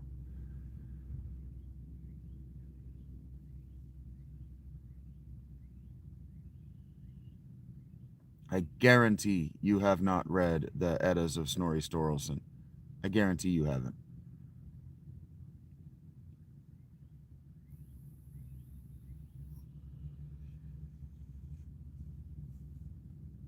Sure, but Bjork is Bjork. Bjork. Yeah, Magni is a neo-pagan dumbass. When I made that short about neo-pagans and the best they can do is point at dead trees, it's the best they can do. You haven't read either, Magni. I guarantee you haven't. You don't know anything and you haven't read any of it. Magni is that guy, shirtless, pointing at a dead tree saying, "This is my god." Fuck off. You're a stupid ass. The best you can do is gesticulate and speak gibberish and get instantly defensive.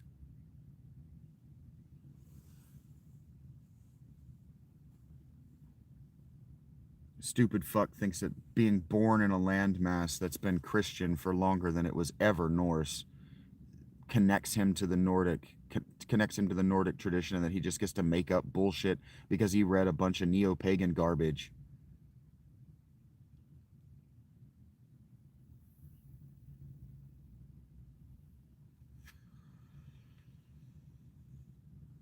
Doesn't even point at a fucking evergreen. Like the evergreens were the trees that were gods to the Nordic people. Stupid fucks. They never die. Idiots. Stupid fucks. You stupid fucks. You just don't know anything. You don't know fucking anything. You haven't bothered yourself to read good archaeology of what they actually did. You stupid fucks.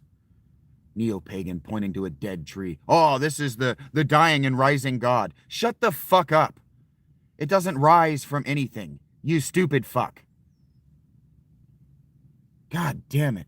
Anyway, it was the evergreens that they pointed to and said, our gods don't die and rise. You dumb shits. Fuck. I know plenty about you, Magni.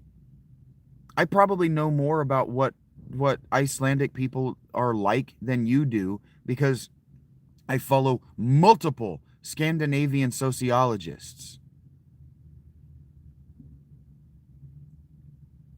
I'm agitated now because you're a stupid fuck, Magni. How many times do I have to call you a stupid fuck where people can hear and laugh at you before you get it? That to me, you're just a stupid fuck. If I was polite to you, it's because of my post-Christian training. You stupid neo-pagan fucking idiot. God damn it. I wish you'd stop fucking talking to me. How many times do I have to curse you before you get that your fucking post-Christian well wishes, idiot, mark you as a neo-pagan? No true fucking Scandinavian would allow a man to insult him like this and just take it like a Christian bitch. You fucking idiot. God damn. Even your name, Magni, fuck, it's derived from Latin. Your ancestors were too fucking stupid to know that word means big. Christ, Jesus. Read a fucking book. I am aware, Tyler. We're also laughing at you for thinking that you think you're in on the joke. You stupid fuck. Neo is also a stupid fuck. Who wants it next? Cry Havoc is a stupid fuck. Cast Blast is a stupid fuck. Who wants it next? Misty will get you just as fast as I will. Here, JP, I'll show you. JP's a stupid fuck. I don't even really need to do it. All I have to do now is just say your name and Misty will get your stupid fucking asses. Idiots. Idiots. The best a neo-pagan can do is gesticulate wildly at a fucking tree without his shirt on and go, I thought that it captured the vibe of the pagan peoples. They didn't run around shirtless in their day-to-day, you stupid ass. They didn't wear pants. Hi, Misty. Some of them wore pants. Actually, that they wore pants smart, some of them. As non-Roman. Idiot. Idiots. Hello, Zeus.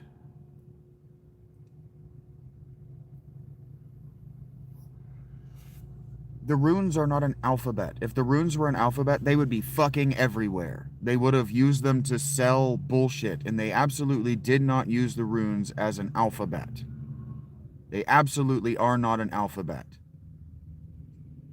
They are a magic script that only women and men who are not allowed to exist in a community were allowed to use. They're magic. They are inherently magical. User is a stupid fuck.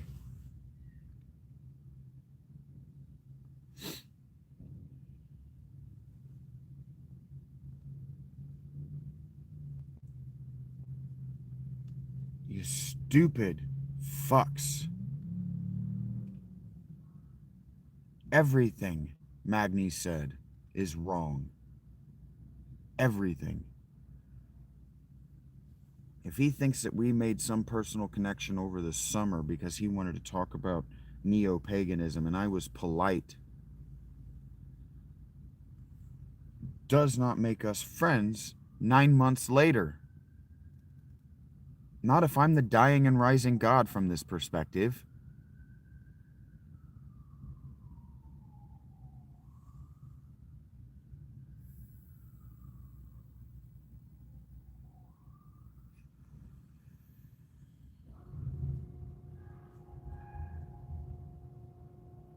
God damn it.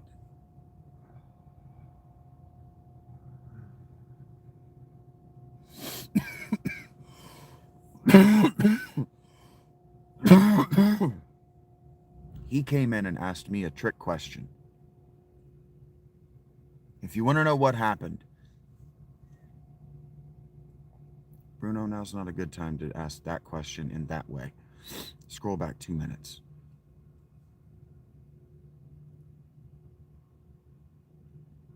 Came in and he asked me a trick question. Evidently, from his perspective, we had already had engagement. He wanted to see if I remembered him. How many Magnis do you think I talked to? How many Scandinavians named Magnus do you think I talked to in a 9-month period? It's enough that I made tips recognizing that a guy named Magnus Max was Scandinavian and not Italian. That many. A lot. 12 is probably about the correct number. A lot is the answer.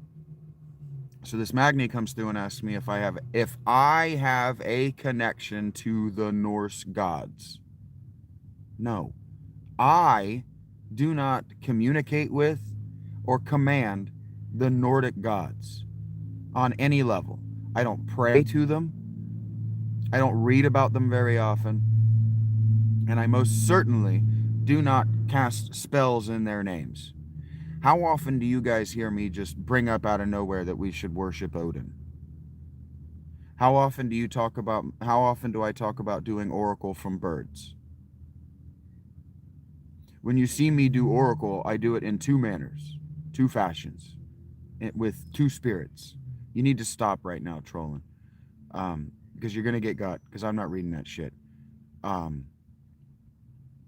I do it in two ways. I read randomly from the Bible, or I just say out loud the random lines that I hear. For example, the bitterness of one who's left alone. Ooh, who is he bird? That's how I oracle. When have you ever heard me talk about birds? I have no connection. I have no connection to the Nordic gods. And so what I said to the question is no, I do not. I am not a seether. S-E-I, that funny D with the cross at the top, which is a th sound like in there, and they are. Those are Nordic words. Those, that's a Nordic word. Old Norse had that the, not but the, behind the teeth. Teeth is an Anglo-Saxon word. Those teeth are a Nordic and an Anglo-Saxon sound of the. Seether, the seether. They seethe.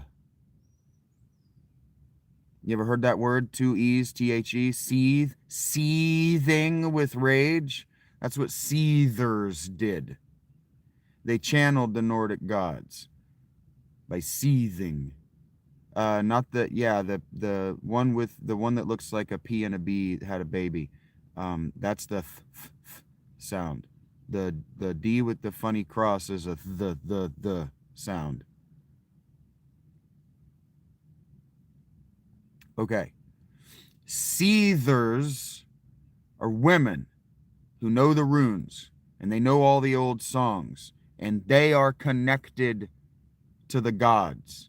In order for a man to have a connection to the gods, he must relinquish all masculinity and become a female in the eyes of the community, which means he cannot live in the community because seether are sex objects. He cannot live in the community and do seether magic. Sort of. Shade, sort of. Because South African is a Dutch language. It's a Dutch Creole, and Dutch is a Nordic inflected, a Nordic-ish language. So yes. A he-witch is a male seether. Yeah, he-witches cannot live in the community because witches, seether are witches. They can't live in the community because they're sex objects. But a king, like Beowulf, can't be a king without having access to seether magic. But he can't be a homosexual. The Sacred King cannot be a homosexual. Cannot. He has to impregnate 50% of the female population. If he can't get an erection, he can't be the Sacred King. This becomes a real problem in the 13th century. A legitimately serious problem in the 13th century. And it exists till today, this problem. Can't be king. He can't be king if he's homosexual, which means that he can't use magic, which means that he has to have a seeth kona. A seeth kona is a witch wife. The king has to marry a seether. Has to. Jesus used magic constantly. And Jesus was almost certainly homosexual. Almost certainly. Had to have been homosexual.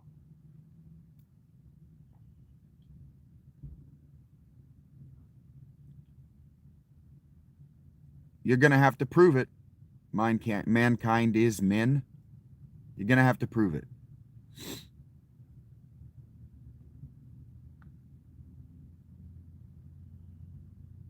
You can only have a connection to the gods through a seether. So if you are a male who practices the magic like a bard, you're a homosexual, you're a sex object, you can't hold political office or own land in the community. You can't lead a Viking raid.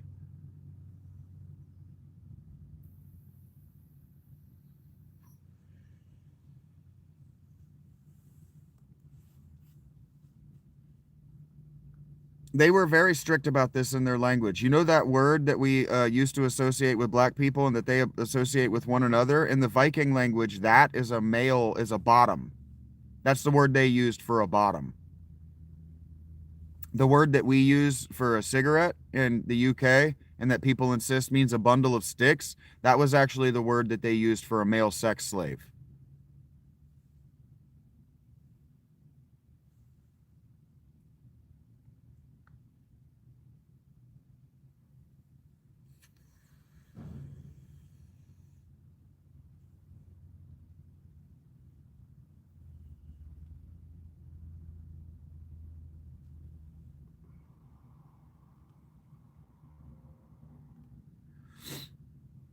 The Poetic Edda. Yeah, that word that black people use to describe themselves as friends used to mean a male bottom. It used to mean a bottom. Somebody who, okay, so the word slut is a word I'm allowed to say. That means a woman who satisfied a powerful man's sexual urges for food and shelter. That was a possessive term. I own you. I give you food and shelter. And other women especially recognized her as his property because he fed and sheltered her.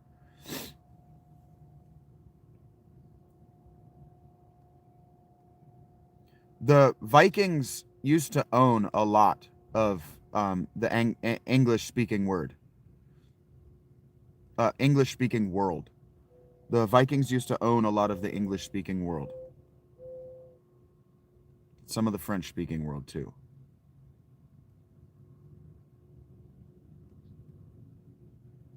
In the American language, yes, but it began life as someone who was a bottom shade.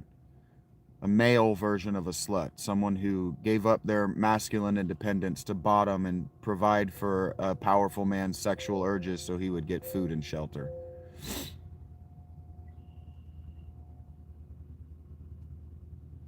No, there aren't very many gods that have been lost in time. There haven't been very many gods that have been lost to time because of the Christians, no. Most of the loss was because people just stopped worshiping them or their names changed. Those gods are a lot older than you think.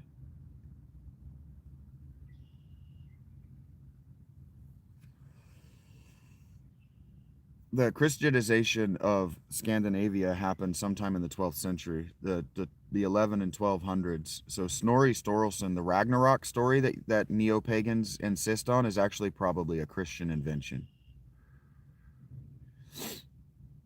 What about them, Stryker? Those are both sexual dilettantes from the near Renaissance.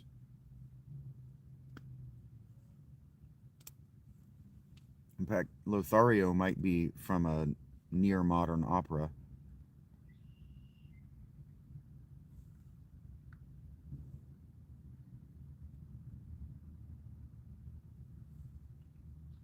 They had very clear rules that everyone understood in their society. The Scandinavian peoples. There were many of them. They didn't write anything down. That's what I'm saying. The runes are not an alphabet. They're a writing system, sure, but they're not an alphabet. They did not write anything down. There could be a lot of individual stories and sagas we don't know about, but that's just not how the oral tradition worked, Bruno. What you're imagining isn't how the oral tradition worked. But sort of, Misty. Specific stories, but that's not how the stories worked back then. It's not how the stories worked. The stories don't start to change dramatically until after writing. So the stories that we lost were written down. That's how we lost them.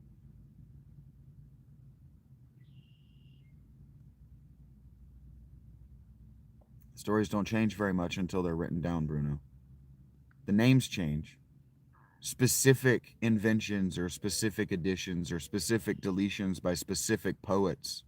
You got to understand, the poets weren't idiosyncratic. The bards and the poets before writing were not idiosyncratic. They didn't invent whole stories. You couldn't invent people. Before Jesus, inventing people was something that just was not done. They were passed down orally after Christianity too, Bruno, but no, Christianity didn't have anything really to do, except in like specific places with like the stories. But like, as far as the stories that have made it to us, they made it to us because of Christianity. Like, Snorri Sturluson was a Christian monk, and he wrote down the Eddas. The much of the Nordic mythic cycle and poetry that we have was written down by a Christian monk because it was going to be lost to time because no one was telling those stories anymore. The idea of a radical anti-Christian underground movement in Scandinavia didn't happen. That never happened. The way their civilization worked was when the king converted, everyone converted. Everyone followed the king's religion. That's how that worked. There were in Poland, there were micro excursions like what you think of with a priest going in with a torch and setting trees on fire, but those were political disasters for the Christian kings of Germany. I don't know what Younger Futark is. I don't know what that is. It's probably language stuff that I don't know. I don't know. I don't know specifics like that. Specifics like that aren't interesting to me because I'm not going to be studying those languages in detail.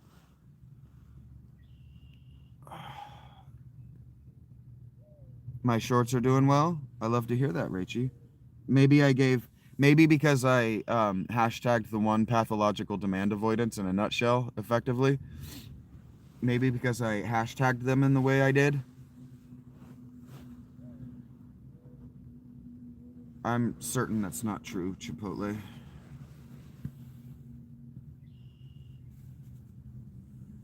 I'm certain that's not true.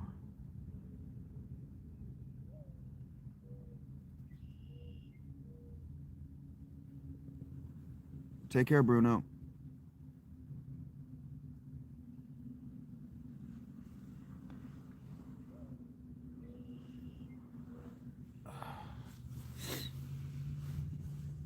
All right, headphones are donezo. I don't know how long I've got with my phone, but I'm gonna have to pee soon. We've done 2 hours. It's 9:30, which fucking sucks, but we're gonna see if we can squeeze out another 2 hours.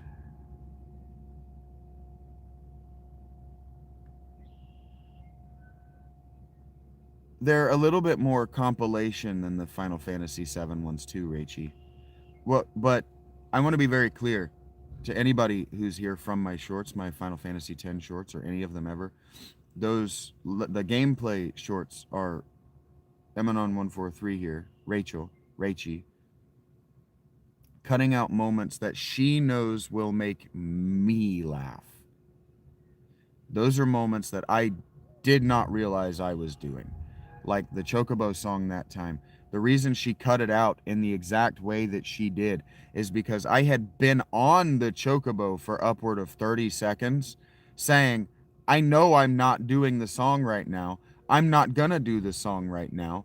And then I thought about how hurt Green Dodge would be if he was in the audience in that moment, knowing that I was on the Chocobo, and I didn't know that I sang it. All I was thinking about was how hurt Green Dodge would be. But then the PDA took over because the trip was the length of one verse. And so I went, well, Green Dodge does not get to tell me what to do or for how long I want to be on this Chocobo. And so what I did is I jumped across the thing. I had a nice rhyme, and then I got off it and I said, I think I said, and now I'm done. Wasn't that fun? And moved on with my life. And it was just, that's my PDA in a nutshell. That's how it manifests. Yeah, that's how it manifests. Yeah, I was strong, but the PDA was strong, but I was stronger. Yeah. Or like the and now I'm going to throw the floor at you because I like to do property damage. It's something I didn't know I had said. And that I'm just the only person with jokes like that. And so she goes through and she cuts out the moments that I know I'm most proud of from my shows because those are the moments I don't remember thinking about. I don't remember doing.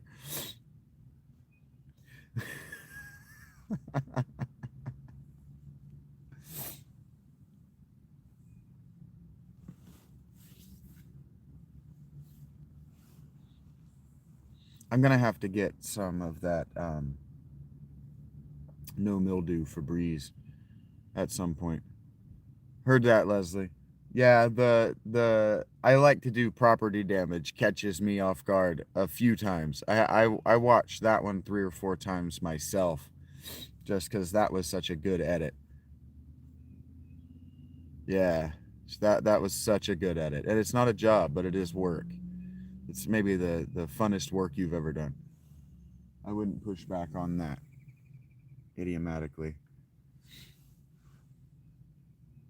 Yeah, she did a remarkably good job on those edits. She picked out moments, and like I said, I post them and she sends them to me not so I will post them, but because they're moments that are uniquely me. And she does that because I and a former subscriber to the channel, actually a former member and subscriber to my Patreon for a very short amount of time, KJ, he once told me, because I was having a down kind of day where I was like, I just don't feel like I really can compete with people like Donkey and uh, Many a True Nerd or Spiff and Brit. I just don't feel like I actually can compete with these legacy channels because they have the memification of their specific one joke. They have one joke, but they have it down so that people will watch 20 minutes of them making that one joke over and over and over, and they'll watch it once a week and they can make a living off that. And I was just feeling really down that I don't have one joke. I don't have this one thing that's obvious. And I was feeling really down about it, and I was kind of talking myself through it. Just let me finish before you love bomb me, Rachy. I was feeling down, and I was kind of talking myself through it. And KJ goes, yeah, well, they're funny.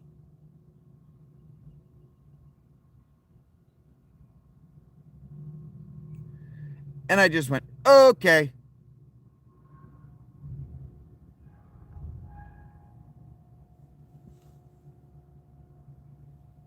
Because they're not particularly funny.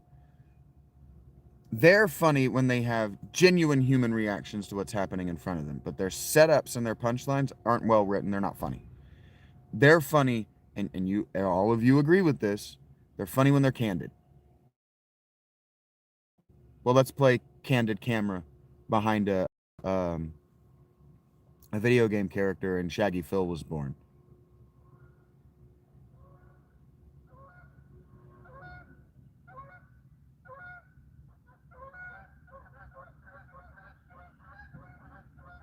Funny's not that subjective, though, Shade. If it were too subjective, nobody could write it consistently. They would have to rely on one joke and maintaining an audience of people who come in for the meta joke to agree that they like that one joke.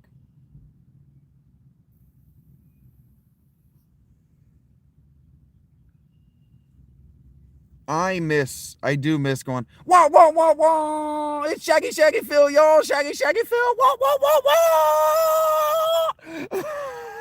wah. I do miss doing that. I miss going and waking up my neighbor every day to see if he's made me money. Hey, Chucky, whatever his name is. That's just instant good time vibes, man. I get in such a good mood when I make that noise.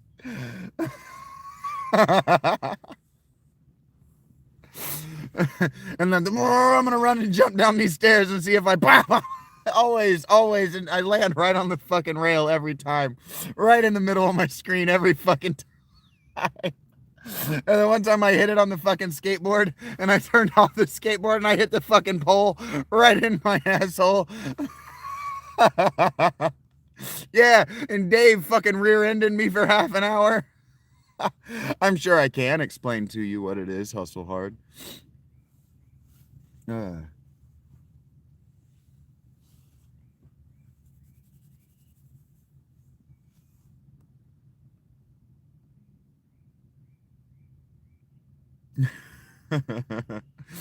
morning, Eric. This is your mom's next boyfriend, Aquarius.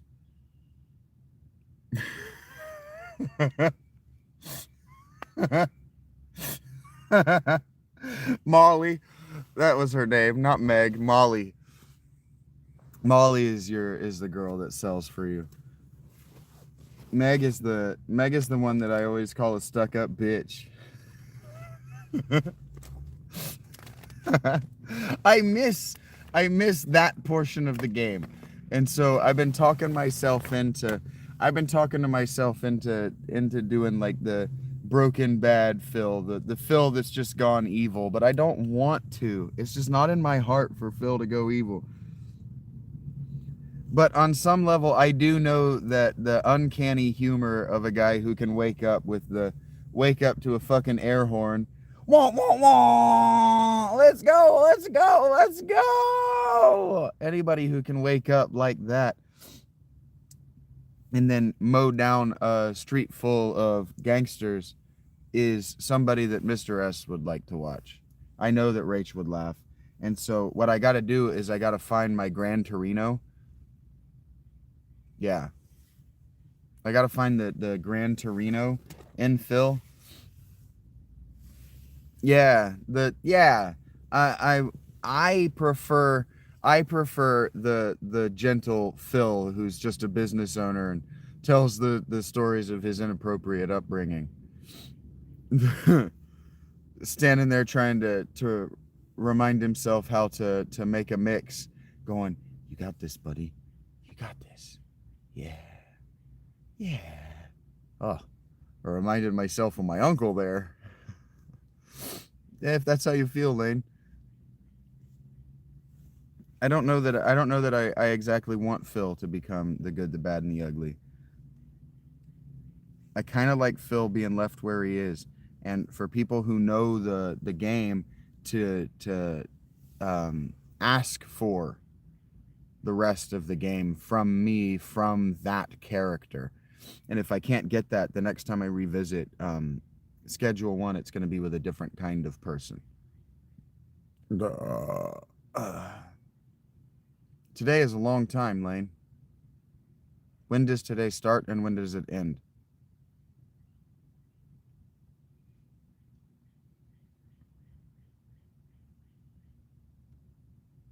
You are the lesser of the two lanes, which I am aware, by the way.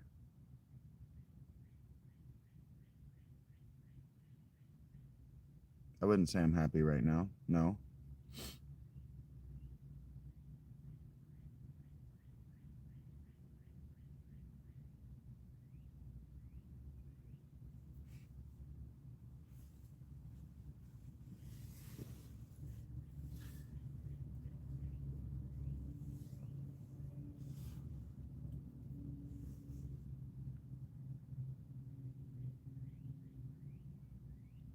Why is happy so important to you, Lane?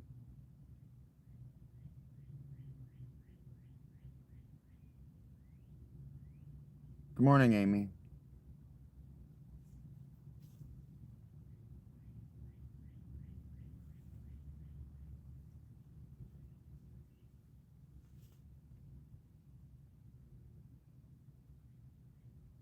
If you were listening to what I was saying, Lane, I was expressing sadness.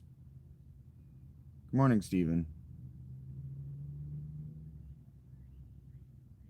Well, what if I like to feel sad, Lane? Thank you, Amy. Why, no, but what I was saying while you were typing, if you had listened to what I was saying instead of just interrupting me with observations, you would have noticed that I was expressing sadness. That you interrupted to make an observation that was incorrect. And now, any chance I had of salvaging happiness from that particular sadness, you've robbed from me by making me annoyed.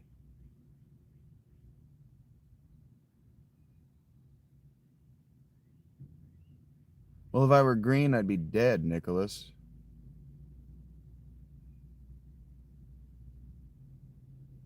Why are you telling me it's okay like I'm apologizing to you?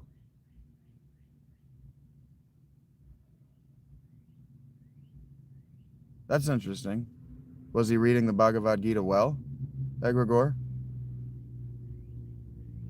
Why, no, but what are you doing to bring it, Lane? What's okay, Rob? Why should I be happy? What evidence do I have that I should be happy right now?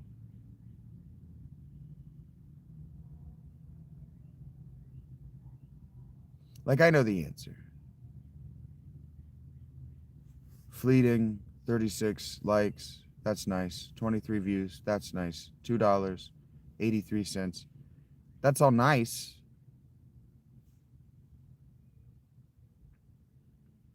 But why should be happy? Okay, what is it about naivete that makes should just be happy something that people want, Shadow?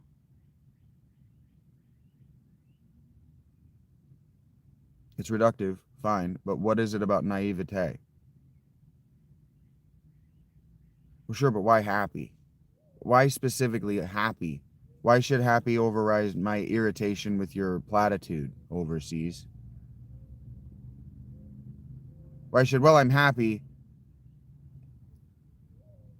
so I'm not going to be annoyed by that platitude that was just said to me? Why not be confrontational, J-Cal?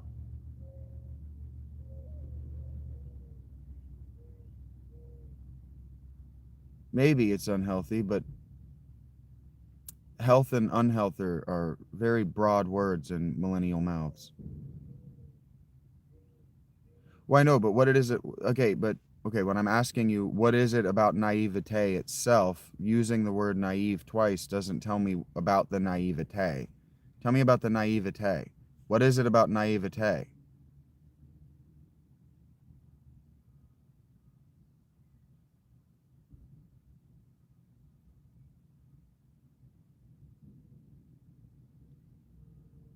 If you say so, Ronnie, I'm suffering reading that. Philalitheia means lover of truth.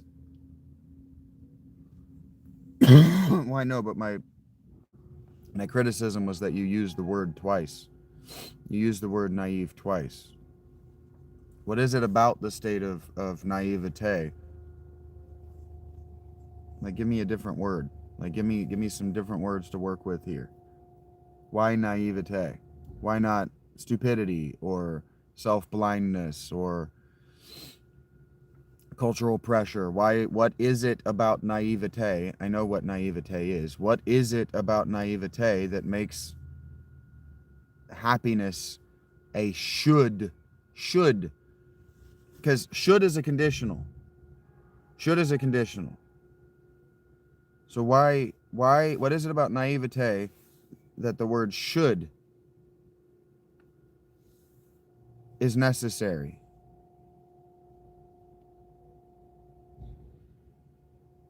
Okay, so Alexander the Great was naive? Stryker? Alexander the Great was naive? Naive of what? Relative to whom? Augustus Caesar was naive? Julius Caesar was naive? Gilgamesh was naive? Naivete is what young children have.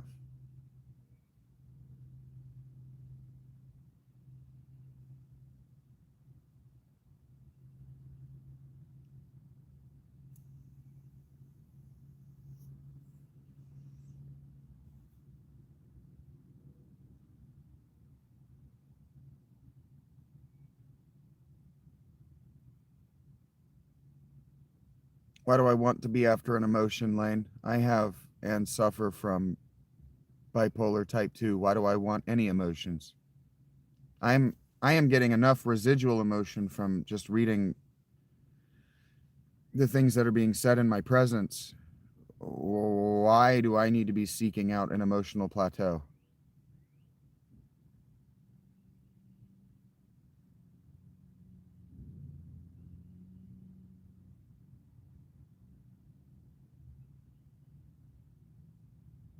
Do I, though?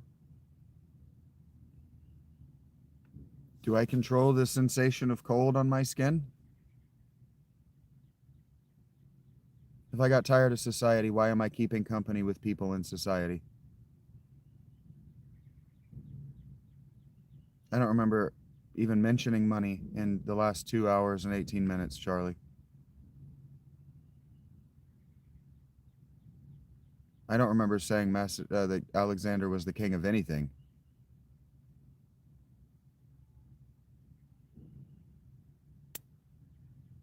No, you said I can control my feeling. I can't control whether I do or do not feel the texture of this writing right here. I can't control that. If you say so, Joe, then be alone. Go be alone. If you say so, Kentucky.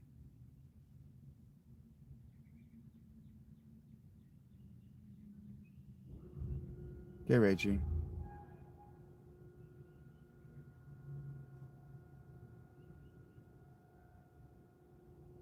And I'm saying that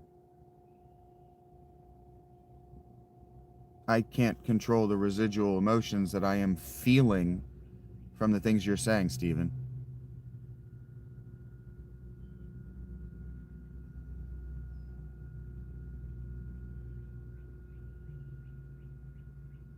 Yeah, and I could control not to read the things you're saying, Stephen. I'm not going to the movies to see Spider-Man. No. Not unless someone pays me to. I have no plan to do it. No.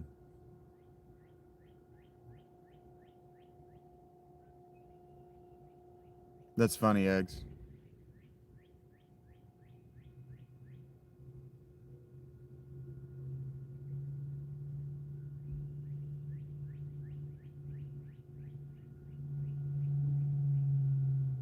It's a niche, Striker. Deliberate niche. Don't tell me what to do, Kentucky.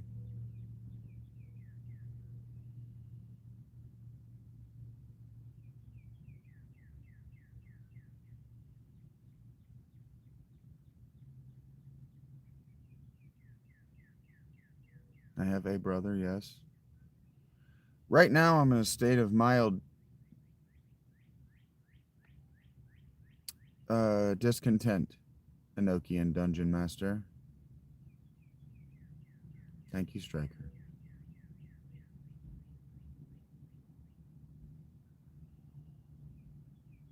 Thank you for sharing, Lucky.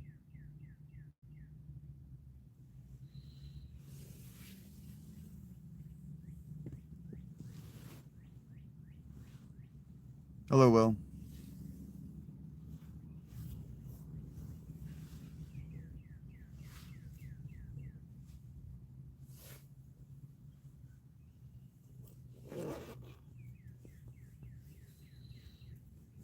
If you believe that, you're naive, Joe.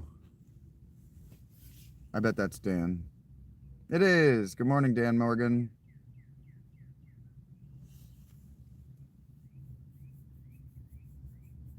Start to think about lunch now. It's a good feeling.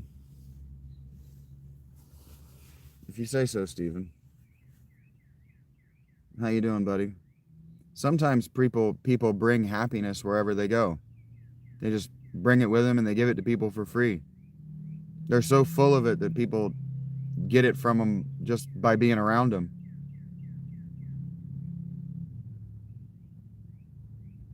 I'm sorry to hear that, EDM.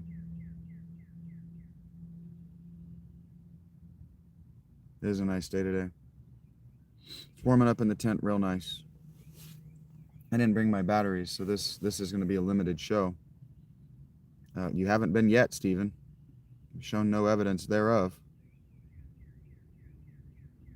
Showed up and immediately started arguing with and agitating me. That didn't make me happy. I didn't get a, hey, I was thinking of you and the way that you improved my life. That would make me happy. I think you mean collected, Joe. Sure, but your presence doesn't make me happy, Stephen.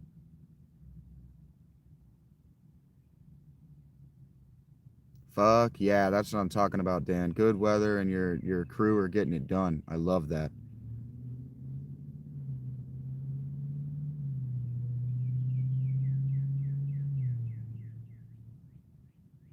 I love that, Dan. I love that you're here.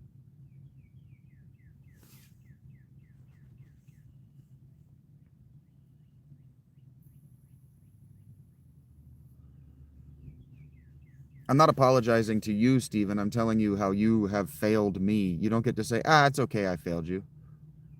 My bar is much lower than that.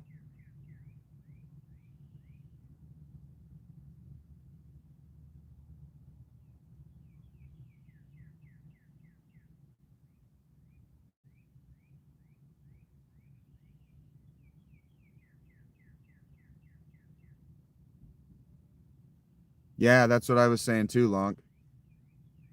About Dan's crew. That he's got a good crew. Yeah, they got his previous job done on time, and he says they're getting right through it. That can be hard to find. The guy knows quality, and that makes me feel good about myself, frankly.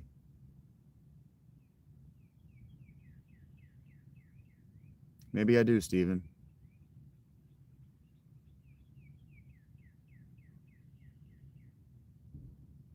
Thank you, Josiah. What does that matter to your newness, Cone? You're not new here. This is at least the third day I've seen you in my chat asking that exact question. Today I'm still smoking orange fucking fab and cherry ice on my vapes. I try to make them last as long as possible. I know that, EDM. You may or may not have noticed, but I recognize my regulars. I recognize my regulars, and you didn't say, hey, long-time viewer, first-time texter, or first-time chatter. I don't know what you guys would say. Somebody clever would say something clever. They're good. I like them. I prefer the cola slush or something like that is what it was called.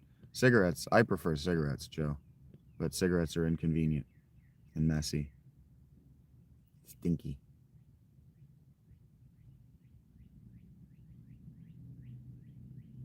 I actually prefer a pipe, frankly. I miss my pipes. Briar.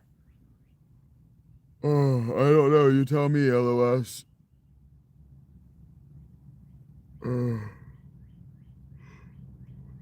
Linocyte. Coffee? I wouldn't enjoy a coffee vape. Not for very long. I like a savory vape, but I wouldn't enjoy that for very long. Briar, Joe.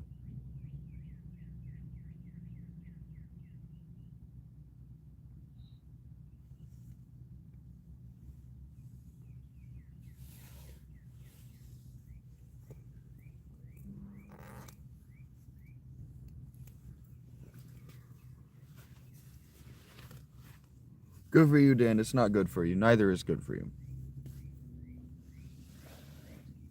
I like that cigarettes don't leak nicotine onto my lips and teeth. Tongue. Right now I'm in a state of mild bemusement and gratitude. I'm in a state of more gratitude than bemusement, but bemusement for sure.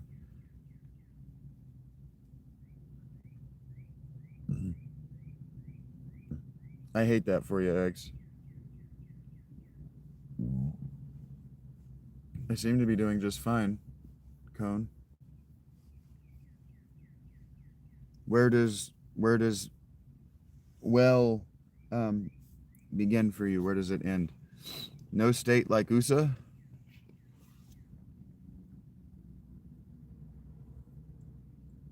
I'm in Ohio, Stephen.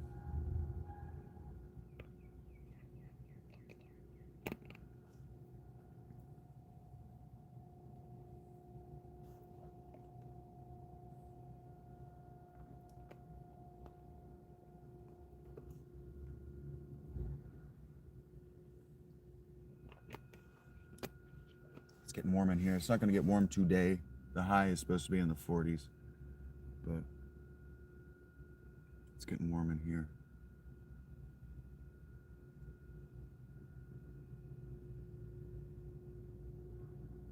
Did I remove myself from the government? No, I did not, Joe. I was put here.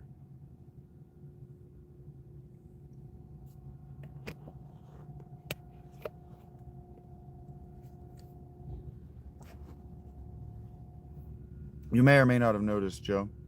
I don't know your situation with YouTube, but this stream isn't monetized.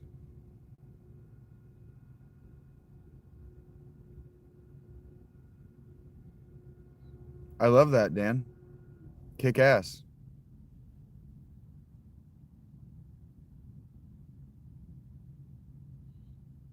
Yes, you've been lied to about almost everything, Enoch. That's why I'm here. Well, Cone, that doesn't answer the question. That's an if-then statement that doesn't really mean anything. If you're good, then you're good is not really an if-then proposition. I'm asking you where the line between good, neutral, and bad, where's that line? Like, where does well end? I love that, Dan. That's so great. Realizing at 48 is rough. I don't know about protect, Dilla, but if that's what you want to do, protected classes of people always abuse their protections. We are still lied to constantly. That's why I'm here. I'm not going to lie to you.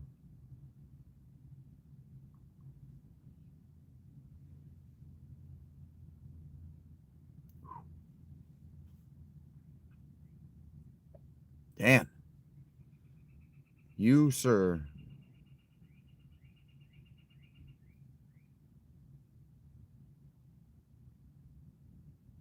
You're speaking my language.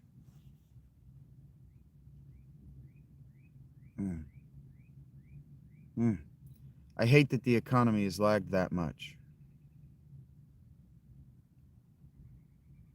Khan's a dirtbag.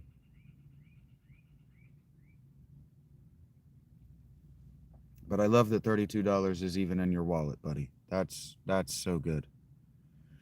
I am so grateful for Dan Morgan. I'm so grateful I met him. Not for his wallet, not for the money that he's given me, but for the things that he says in my chat. Those other things are superfluous to me. They buoy my day and they fill my belly. But the things that he shares about himself, I'm so grateful to know him.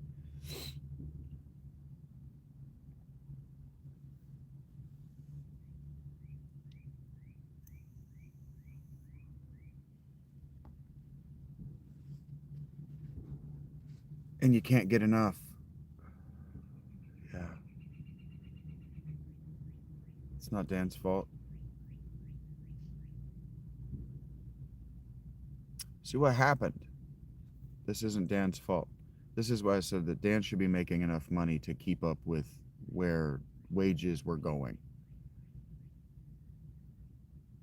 When my dad was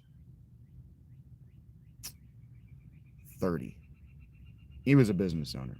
So when my dad was 27, he was working for $35 an hour as a CNC operator at entry level. People don't want to work. People don't want to work. So Dan's right, and I'm fleshing out how Dan is not wrong. Entry level for a CNC operator where my dad was working was $35 an hour. I'm sorry, $25 an hour. It was $25 an hour. I'm saying 35 because my dad was good. My dad was making more money than that because my dad was hopping around. My dad was making 35 an hour, but 25 an hour was the going rate. And that was in 94. And he was paying guys 30 an hour introductory when he owned his business 5 years later in 99, 97, 98, somewhere around there. When he turned 30 while he was a business owner, and that was in 99 because he was born in 69 or 68. Had to have been 69. But anyway, they work and they quit after a year. Yeah. Because they make enough money to couch surf for a year and then they work for another year. Yeah, it's not good. This is why people say get a job. And so I'm fleshing out again, Dan's right. And this is what happened. And then the economy burst. That tech bubble in the 90s, the dot-com bubble, part of the dot-com bubble was the CNC automation bubble. So you might remember that Detroit is a wasteland. They used to build cars there. Well, it's not just that they sent the jobs. It's that they automated. They turned those jobs into robots. Yeah, they get their licenses and they think they can make more money as contractors. I eavesdrop on those guys, the contractor guys. I eavesdrop on them grifting on people in this town all the time. All the time. They never have the money they claim to, because I'll listen to them. They'll talk with a customer and they'll claim to have all this money, and then they'll call their wives and they're like, oh my God, I just told a guy I have $100,000 liquid. Can you call your dad? Every time. Every time. And so what happened is that manufacturing, construction, figured this out. They figured out that people were working those jobs and they were buying meth. That's what they were doing with the money. I haven't spoken to my brother in almost 2 decades, Joe. You don't know me. Anyway.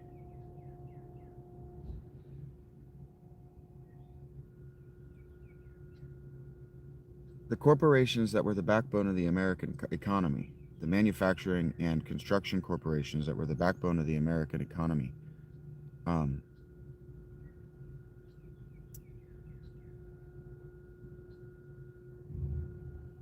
they were no longer incentivized by the U.S. federal government with kickbacks for unemployment claims by 2001.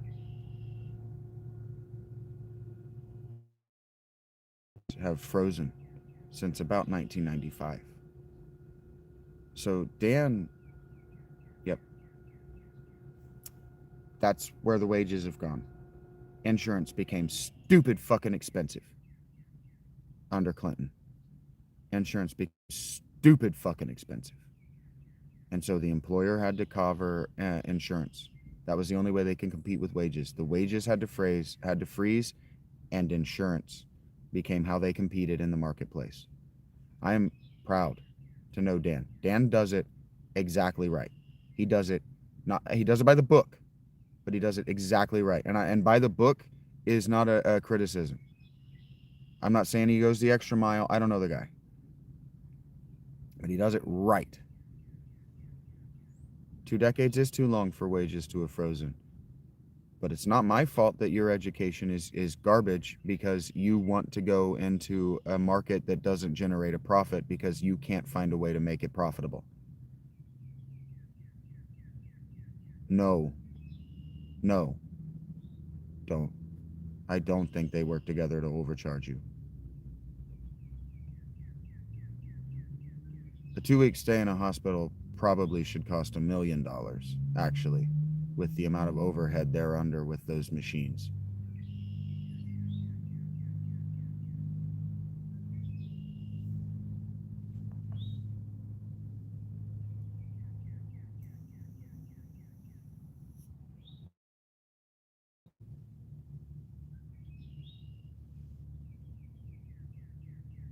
Your naivete re the cost of the equipment isn't the hospital's problem.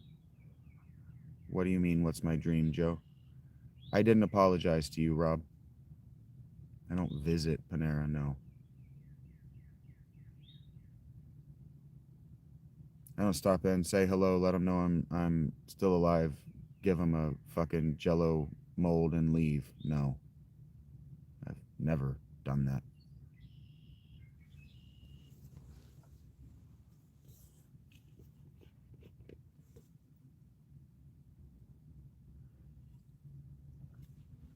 I haven't called it the fountain since I started calling the Discord the fountain.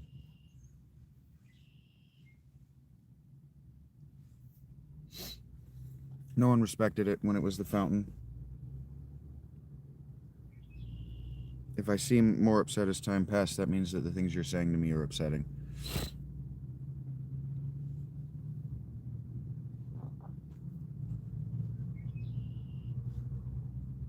It turns out I'm human.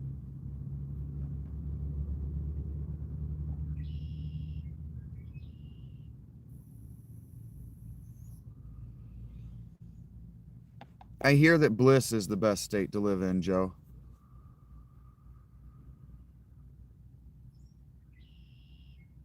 That is crazy, Dan. 11 job openings is too many.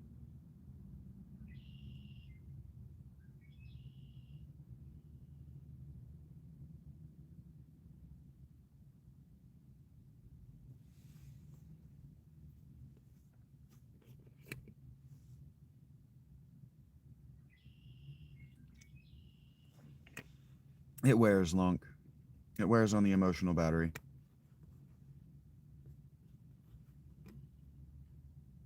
I don't identify as a gamer, no.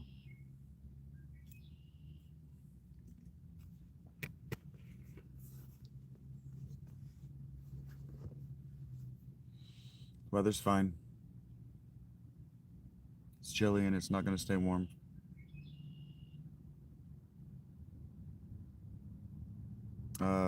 Five. I prefer 5 to 4. I don't like 4 very much. Yes, I smoke weed. No, there are no polar bears. No, I don't explore. Political views is a question, I guess. Hello, Ebony.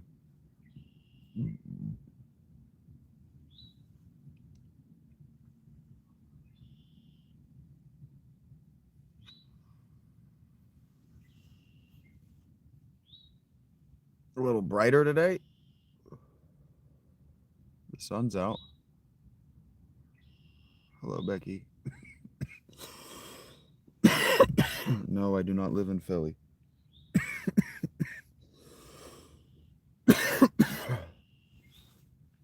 If you say so, Joe. The science says otherwise.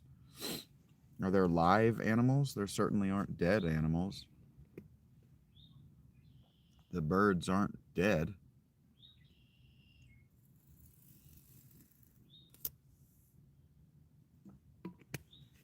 Take care, Dan. Thank you for being here. Thank you for your contributions to my life and the channel, buddy. Thank you for giving me the opportunity to just quickly explain why the economy is fucked. You should have 11 dudes that you're telling no for those jobs, not 11 openings.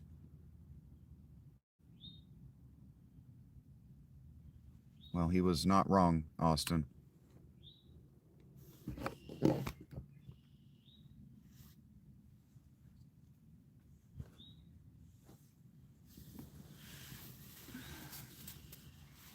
It's a weird use of the term fallacy.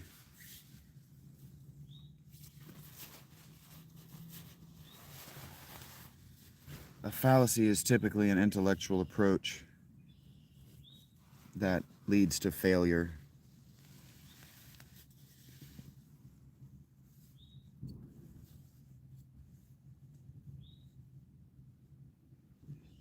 I'm going to lean back because my hips are starting to hurt. But you keep doing what you're doing. I don't identify as a pothead, no. Do I have thoughts on the gold standard? No, there's nothing to think about with the gold standard. It doesn't exist. Yes, it does, Austin.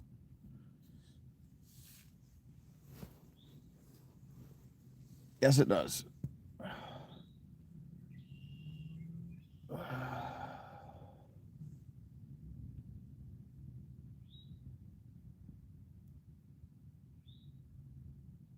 If you say so, Ireland's sons.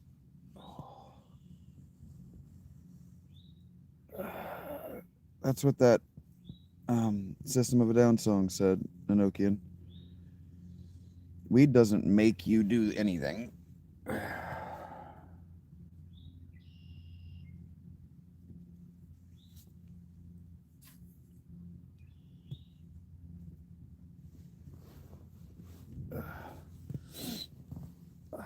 That's nice.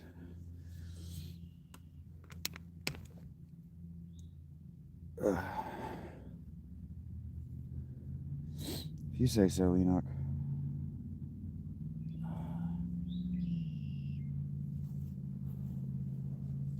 Yes, weed exacerbates underlying untreated conditions. Underlying untreated pathologies. That is correct.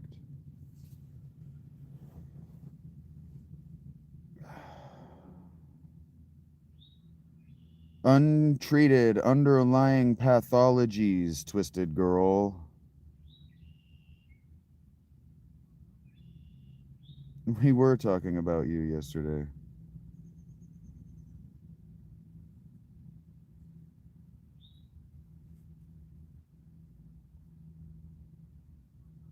No, it doesn't create anything. No one said it created anything.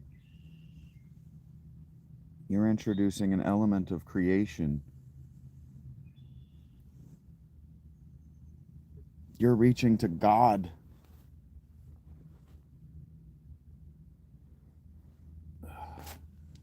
Right now, I'm in a state of disdain, Jurid.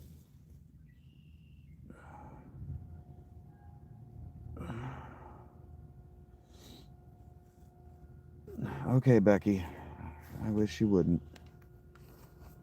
I mean, the go part. You do the go part, but the praying, I prefer you didn't do the praying part. I don't trust you to pray for something that I want to receive. Maybe, Ireland. Well, I'm not being hard on myself. I'm being hard on you.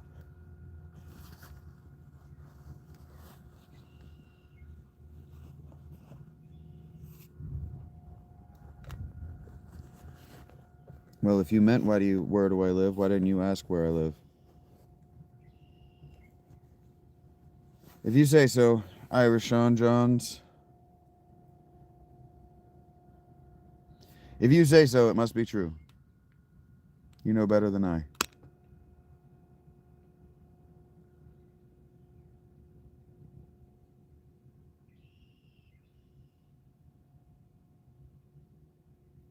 I don't know whether I do, Eggs.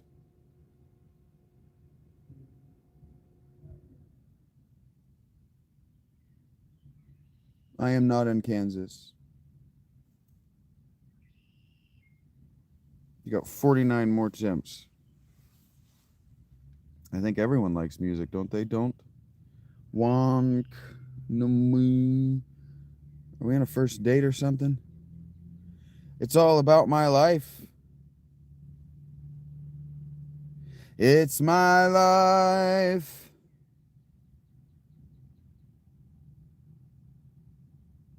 I thought that was the 9th spiritual plateau, Ireland's sons. Thank you for sharing, Haka.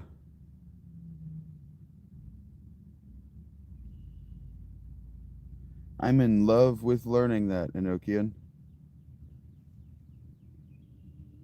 Becky thinks we're on a first date. It's okay.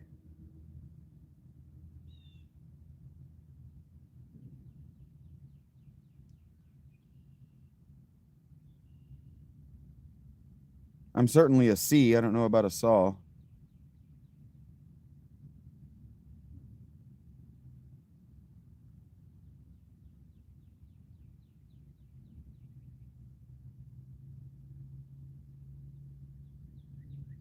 No, I've never been to California.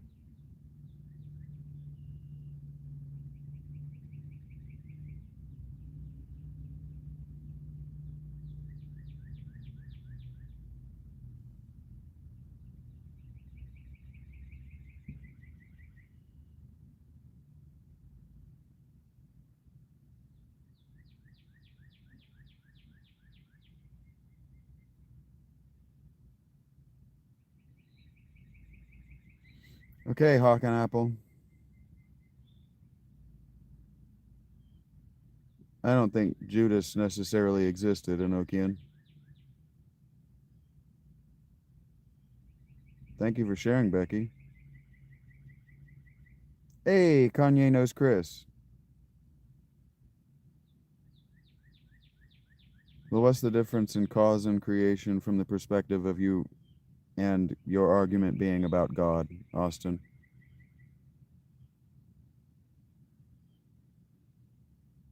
I actually think that our government right now is doing a pretty good job of being transparent with you. Well, the American government is being remarkably honest.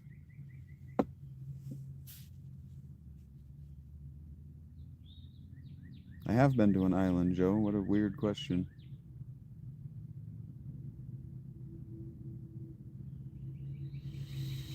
How do I feel about Eternal Summers? I don't know. Isn't that the name of a porn star? What about him, Twisted? I don't know your boyfriend.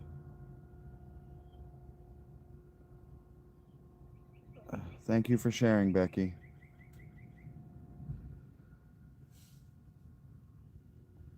I don't know, Les. We're just going to let it happen, though. I got 15% more battery before I got to get the fuck out of here, and 43 minutes. So we're going to see how those go.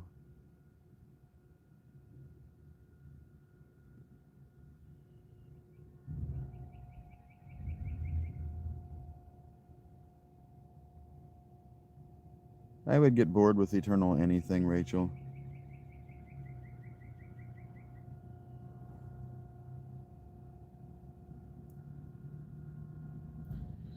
I still think what you guys should call them horn stars and use the little trumpet emoji, but whatever. I'm just cleverer than the meme.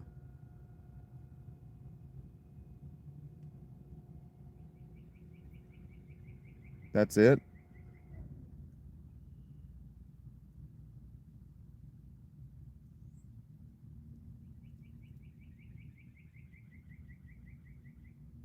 I would use it, the horn. I would say horn star. Because it's got whore in the name. But I'm funny.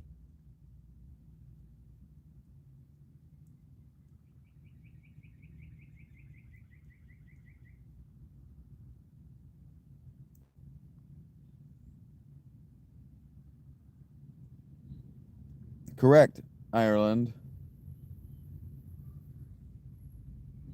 I'm funny, though. See, I would go for what's funny, not what's readily available. Adjustable Bic lighters? No. Maybe. I don't know.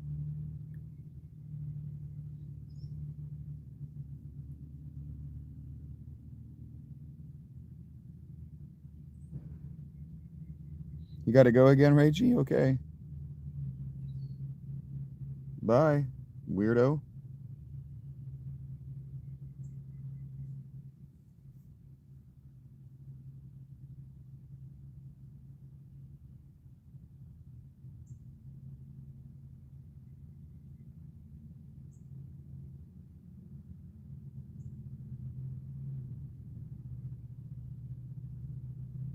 Okay, Rachie. Tell your mom you love her.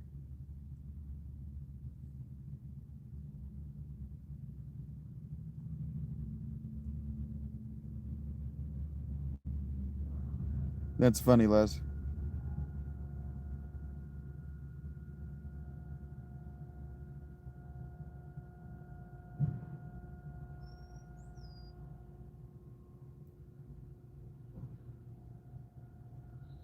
So for anybody who's unclear on, if there's anybody who's unclear on the medical findings, weed. Weed will absolutely exacerbate underlying mental health conditions that are left untreated by a professional.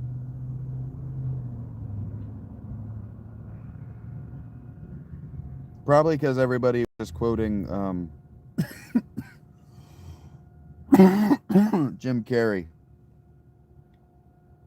Not any psychedelic, Will. That's incorrect, Ireland. And I wouldn't argue that THC is a psychedelic. It has mild psychedelic properties, but it's actually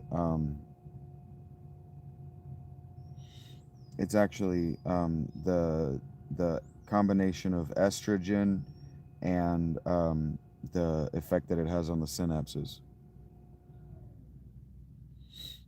Weed has a I don't know what they call it, but it's an anti-mimetic effect. It does kill brain cells. It does kill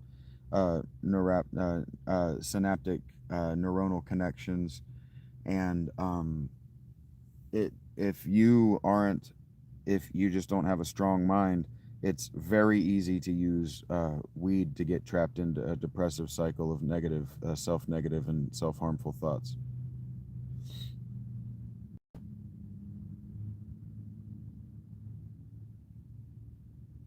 It's psychoactive for sure.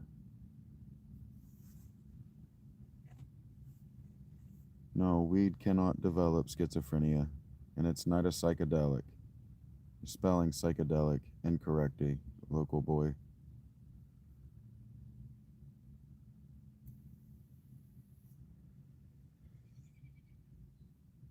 Weed cannot develop schizophrenia. Weed just keeps you in a permanent short-term memory phase. Doesn't develop psychosis either.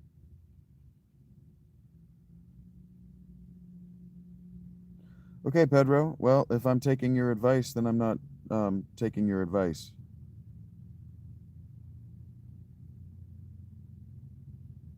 Meth doesn't psychosis either. Yeah, lunk. Weed can help with appetite disorders.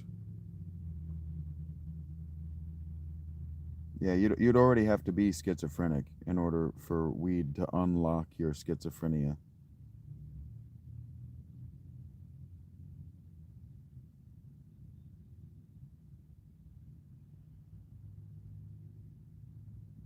That's not a complete sentence, Ireland.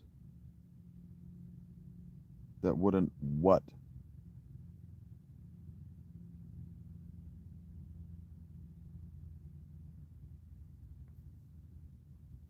Okay, biker.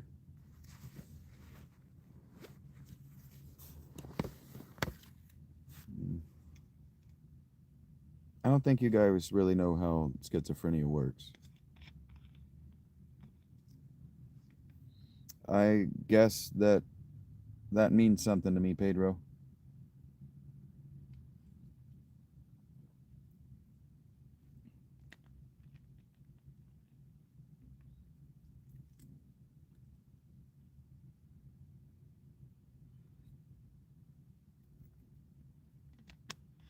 Not the way you think, don't.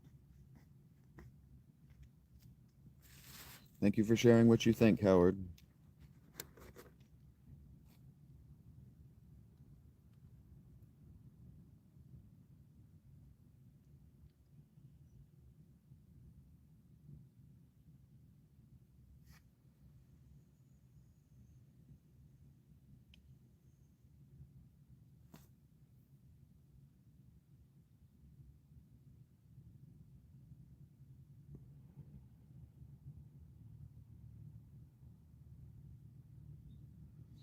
Thank you for sharing, Pedro.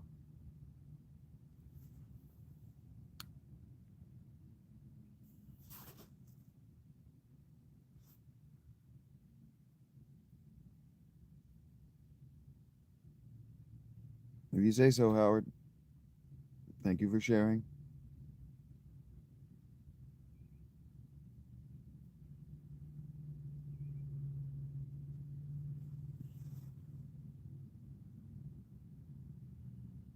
I don't know why you're talking about psychedelics, Ireland.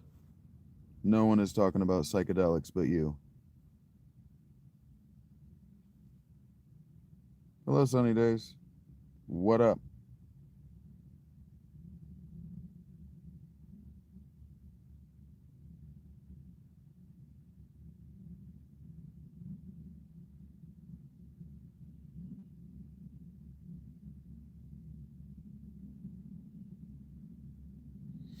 I'm mildly annoyed right now, Sunny Days. How are you? Hello, Anthony.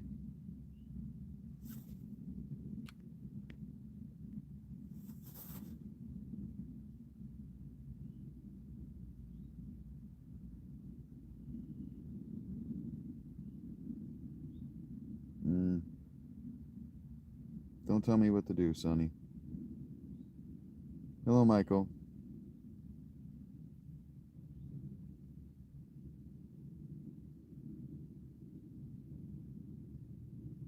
My morning is the same way as everyone else's, Anthony.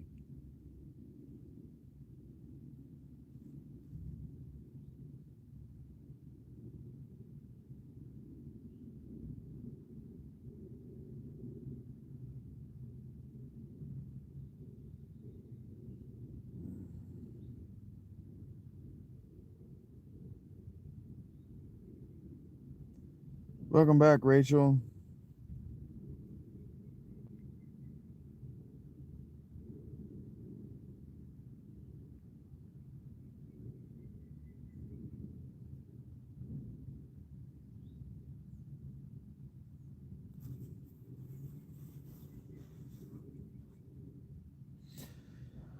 Yeah, Leslie, you just gotta take it in stride.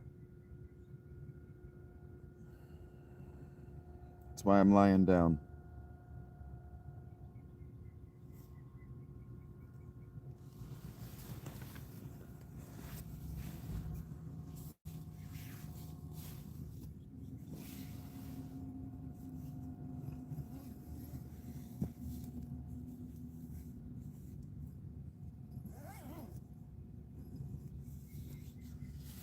One fucking stupid question at a time.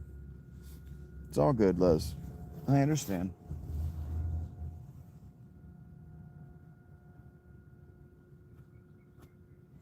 I would take breaks too. You had some words for your lawyer. Heard that, Rachie.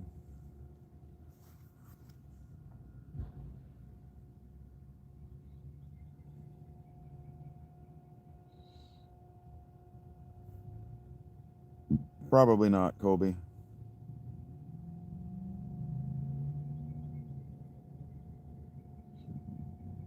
Thank you, Poke.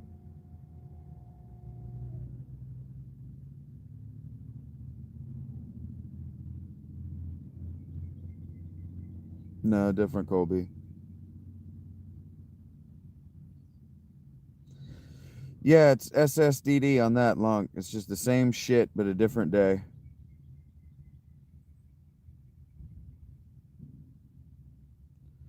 Same spew, different dick. You know.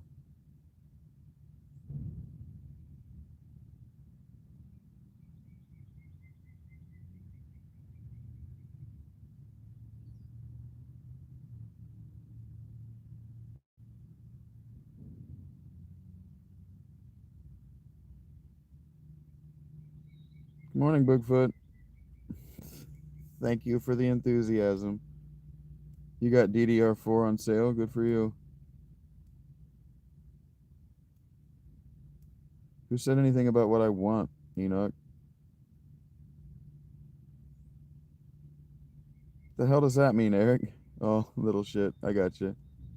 What up, Austin?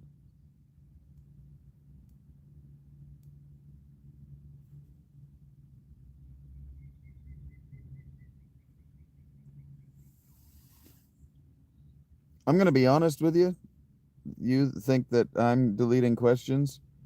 It's Eggs who's cultivating most of this. I'm just letting Eggs enjoy his morning.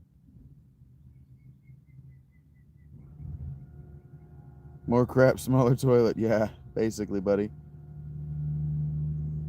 Hey, it's all good, Lunk. Thanks for bringing me to the job site with you today, buddy.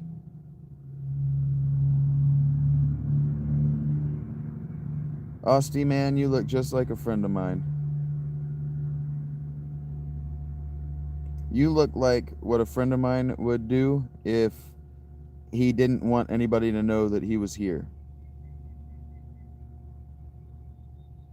You may not be that friend of mine, but you look just like the PFP that he would make if he wanted me to know that I was here or that he was here, but he didn't want any of you to know that he was here because he doesn't want me to embarrass him.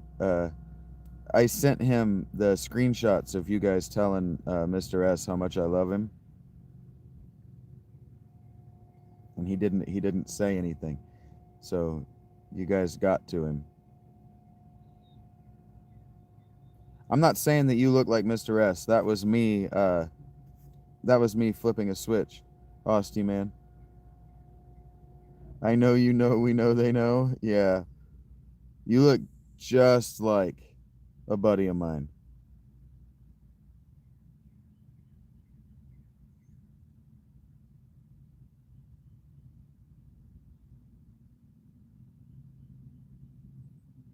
I agree, Eric. Let's go. You gonna catch up to me today, buddy? We're gonna work on the ultimate weapons today. We might Rach might get her wish. We might end up not beating this by Wednesday. There's a chance. There's a chance that I don't give up this time because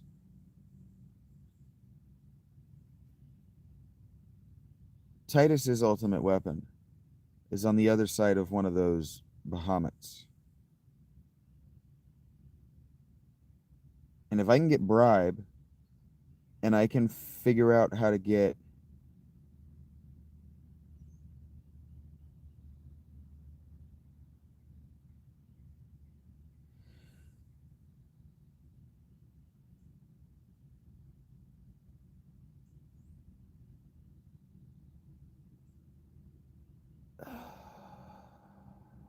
there's that too, Rach. Yeah, there's that too. What I might do, because that's the thing, is in order to get Trevor's ultimate weapon maxed all the way out, I have to be able to beat those super summons. If I can beat the super summons, I can beat the game. But if you want to do all that collectathon, super kill this stuff bullshit, and you've got Eric who you know will help you, I think that would be a much more meaningful journey for you. When you say leave the 65% to me, I really do think that it would be a more meaningful on your own time. When you're like, I need a break from 76. What if I booted up 10 instead of Monster Hunter World again? For example, I think you or Mr. S or just all of you would find it more meaningful than me sitting and doing it live. But I'm going to give my best shot at it. I'm going to give my best shot at being able to beat the Omega weapon. If I can beat the Omega weapon, we can beat the game. And I might just run and beat the game because we might have to. I might instead. I would be more emotionally and spiritually fulfilled. I forgot to ask if you can sit in, if others can sit in and watch. I forgot to ask. Thank you for reminding me. I'll bring that up to him. I cannot play Crimson Desert at the moment. No, I don't own it. And the dodging lightning. Rach and her fucking ADHD Ritalin fueled ass might like that shit more than I ever will. Right? I know what I'm telling you, Rach, is I'm actually not ready. And then when you said leave the 65% to me, I got to thinking about it and I'm like,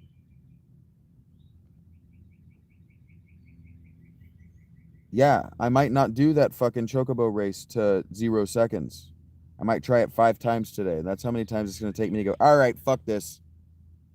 You know, there's a lot of, all right, fuck this built into getting those ultimate weapons. And I don't need them. So what I might do is build the weapon. I promised Eric that I would build weapons and armor for all my guys. I promised Eric. I follow through on my promises. I promised Rachel that I would play it for as long as I could before it just pissed me off and that I wouldn't rage beat it. And we're not there yet. But the Celestial Weapon minigames are diabolical, and there's a lot of, all right, fuck this, baked into them.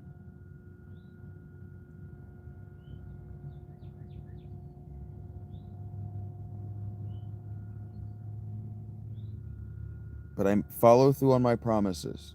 I am going to figure out today how to get auto haste and auto protect on all of my gear.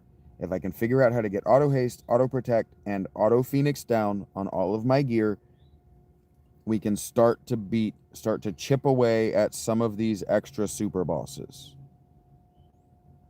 Especially auto life, auto phoenix down, and auto haste. We can start to chip away, because the problem is I do not do enough DPS. And that means that what I need to do is I need to make a weapon that's got double AP on it. The triple AP weapons are a monster that I think I unlocked yesterday, but I cannot kill it without auto haste and auto phoenix down. That might take me 10 or 15 more hours. You have to cheese these bosses. And I said 2 days ago, Poke, maybe in your presence, that I don't like cheesing games. And Eric convinced me that it's okay in 10. That it's a design choice. And that it's not cheese. And so I'm going to do my best. I'm going to give it my best effort because I promised Eric I would. And because frankly, I heard myself bitch. I heard it in that video, the Waka short, where I go, Eric, what the fuck? When I cry out at Eric, that was funny shit. It might behoove me to be genuinely powerless more often on stream. It might behoove me to actually lose from time to time. Thank you, Rach. I do. My mods are amazing.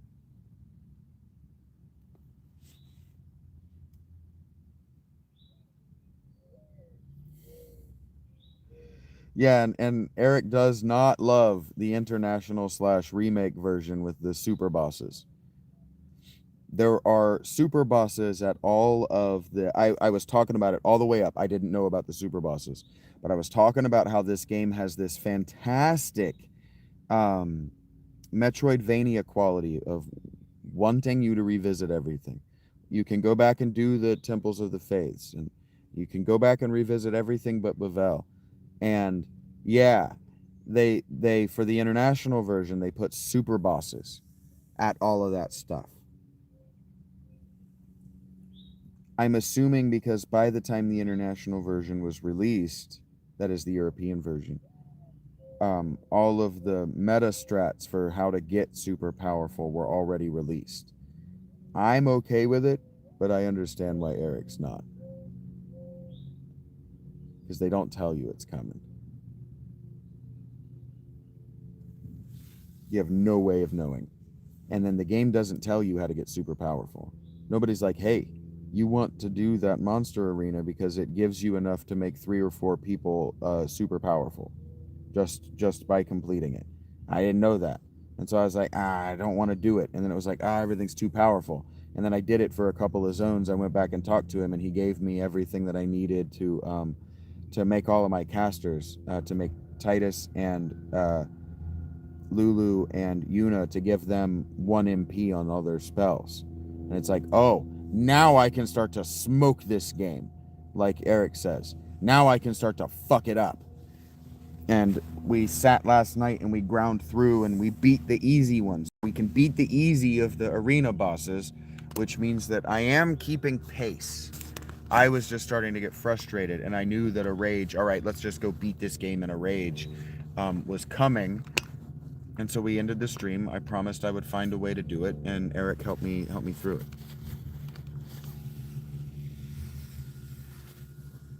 Well, no, you haven't, the Whooping Crane.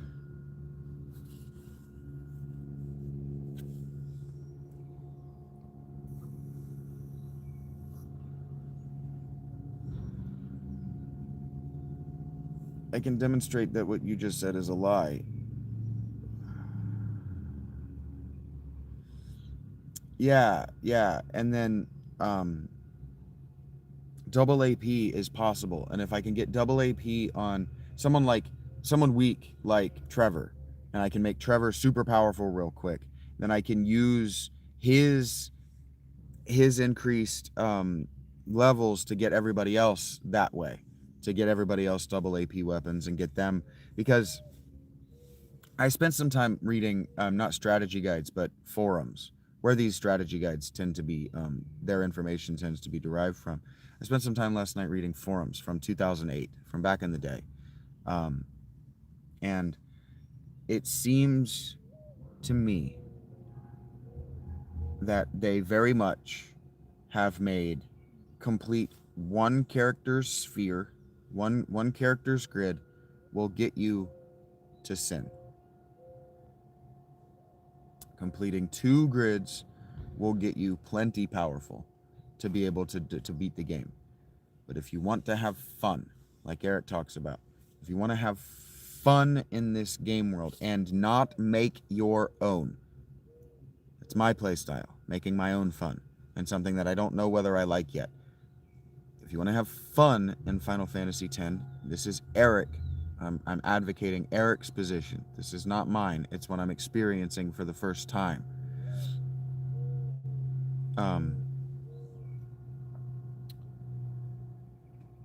If you want to have fun, you have to go 1 step more powerful than that, right? You have to go 1 step further, where now you can obliterate the end of the game, and there's stuff available for you to do in the world that will still one-shot you. That's when shit gets real. Once you've completed the sphere grid, once everybody is max stats, once their stats are maxed, they've got kick-ass weapons and gear, you've put dozens now of hours into the end game. And what I'm realizing as I'm saying this out loud is that these games were competing with games like EverQuest. By 2008, the people who were on forums like, hey, how do I play this PlayStation 2 game that's been released for the Xbox? They were choosing that over Halo and WoW, World of Warcraft. This had to compete in playtime with games like online shooters and World of Warcraft. That's why Kate Kateri, that's why she's always advocating for Final Fantasy 12, because it gives the same kind of depth and rewarding, engaging gameplay over 100 hours. Over 100 hours. That we wanted at the time, that we were asking for. 10 nails this. 9 is hit or miss. We'll talk about 12 at a later date. I consider 12 outside the canon of the Final Fantasy games, because I only like the Hironobu Sakaguchi games. That's a personal and subjective. Like, if we were doing a tier list, 12 and beyond or 11 and beyond, frankly, are outside the canon. Abrazos, Esteban, ¿cómo estás? Gracias, mi amigo. Mucho amor. Um, Vaya con Dios. 12 is a different kind of game. I'm advocating that it's a playable game. And it gave me what I wanted. I got almost 200 hours out of that game. I did everything. There was that one super boss. The one super boss I just didn't fuck with. But I got all of the espers except for the one or whatever. There was one super boss that was designed to be stupid and impossible. And I didn't fuck with it. But the others, I did everything else. All the hunts, all of it. I scoured that strategy guide for shit to do. Because I insisted on it with that one because I spent a lot of money. I got the deluxe edition with the 10 and the deluxe edition strategy guide with all the art and the hard case and all that, the hard shell, all of it. I spent a lot of money on that game and I pre-ordered it. So I got my time out of it.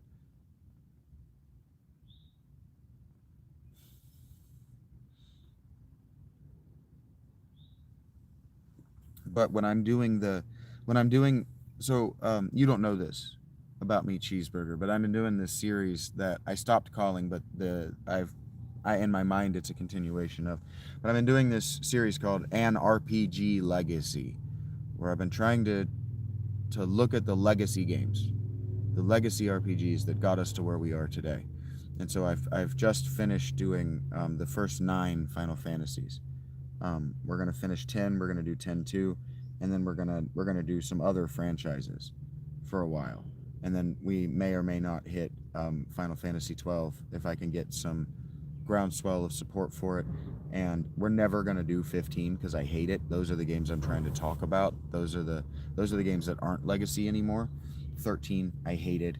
I'm trying to talk about why I hate them while I don't have the hardware necessary to play them, because I want to talk in an informed way to people who are informed, not just of my opinions, but of the movements of the emotions as it happened through my time as I was growing up as a young person into the conversation that I want to have, but also how the conversation holds up as the conversation is going on. How do these legacy games hold up, and how many of them should be, like, if you're going to be a video game developer, like, should there be an education that includes, well, you have to have 100 hours across these games, for example? No, I don't like Fallout. I'm not in a very good mood now, user.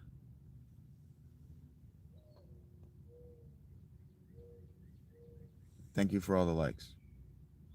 I didn't play Legend of Dragoon, no. And so, like, there's a certain amount of blank. There's a certain amount of, I don't want to play games that I never played that I would need an emulator in order to play on my laptop. What I don't want to. What I would prefer to do, I would prefer to play them on original hardware. The problem is that the collector's market is going to make games like Legend of Dragoon $400, $500 for a playable copy. So I have to be significantly bigger, or I have to emulate. I have to use an emulator, and I have personal ethical issues with myself using an emulator beyond the legality of it all. I'm not concerned with whatever publisher taking my work down if I did it. That's not what I'm worried about. I'm worried about the ethic of, I would much rather talk about it and get videos that get enough likes that the company that owns the IP releases it in such a way that I can buy it in a legitimate format, and you can show them your appreciation that they listened to us talking about our great love for their game by doing same. I would prefer that. Just a slightly better laptop, Rachie. Or I would need a PS2 or a PS1.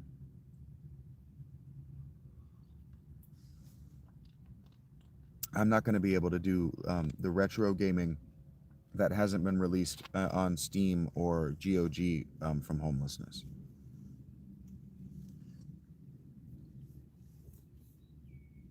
I don't know why they would think, what the fuck, I do this every day and have for a year and a half. Hey, Abs, what's up? How you doing? You took your first bike ride of the season. I love that, Misty. Hey, I need a second, guys. I've been holding this for too long. I'm starting to hurt.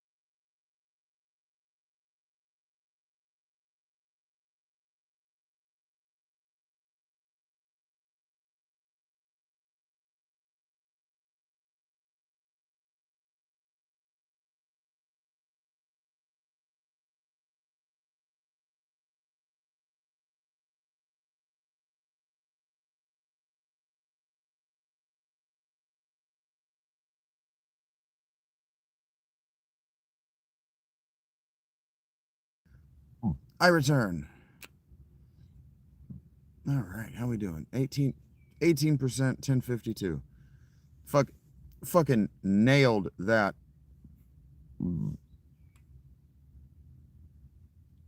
Thank you, Rachel. Check that. When I leave the tent, probably around the time I'm in Panera.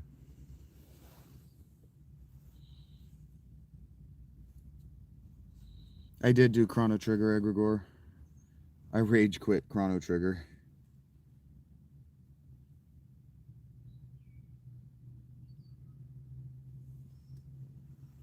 I hate that fucking game.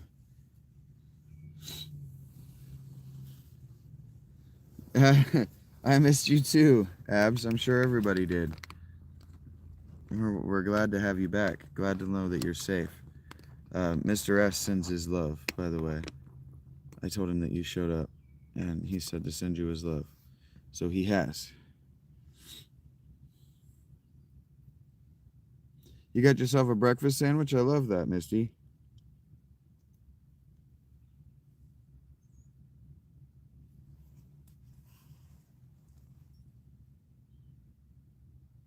For anybody who doesn't know, Castle of Wisdom is my longest supporter. I've known him since the Twitter days when I was trying to publish Rob in a serious way, and nobody was listening. Abs is going to be pushing me in that direction, so there will probably be more of that in the future. Rachel. What the heck crime would they recruit me off of? That doesn't even make any sense, Ryan. It's this question that doesn't even make any sense.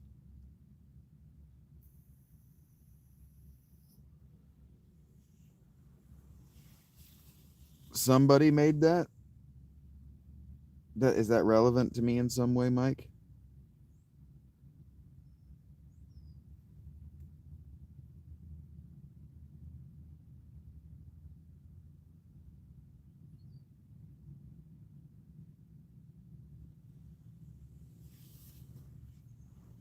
Call me a Fed? Okay.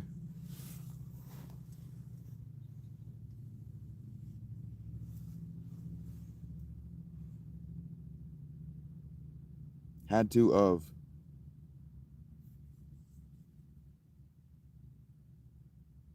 You just realized something, Rachie?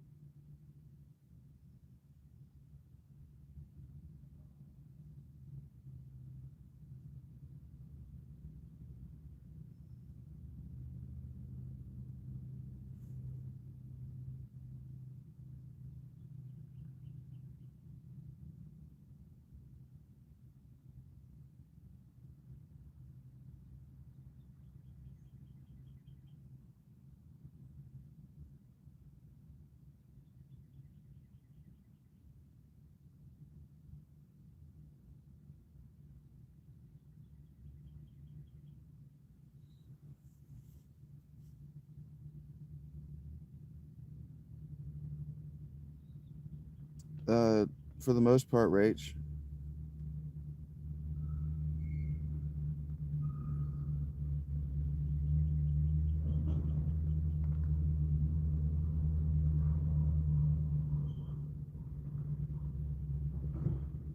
I do love Vincent Weidman. Vincent Weidman captures the essence of all Vincents, all of the good Vincents. He's a good representative of the breed.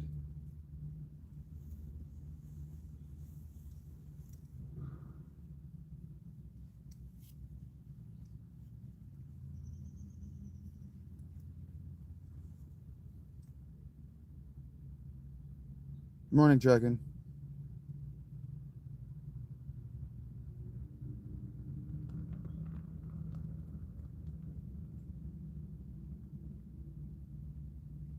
Nah, speaking of Weidman, Eric is good as far as I can tell. Last I saw him, I love that you remember him well enough to even know how to call him out. I love that.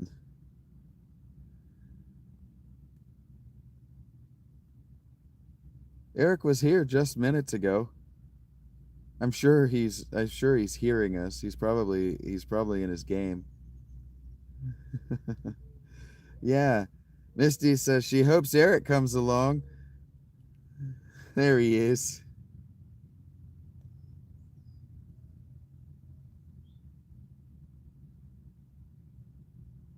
Eric's like a fucking fairy. All you gotta do is mention him and he fucking appears. You know, fucking poof of fucking sparkles.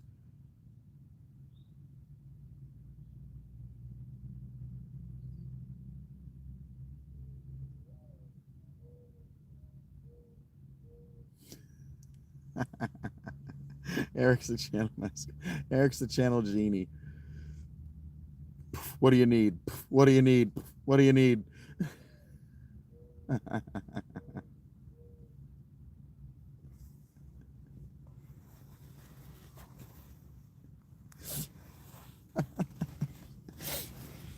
Like Fry out of his mind on fucking coffee.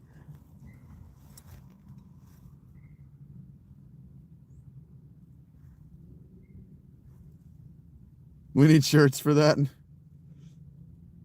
The fort, my liege. He holds it down.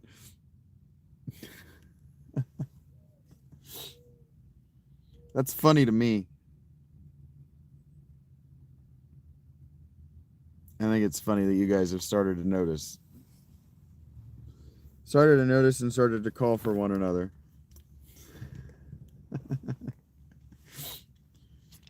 Where's Eric? He's not in the Discord. I miss that guy. It's because he's here. It's in the name. Widman.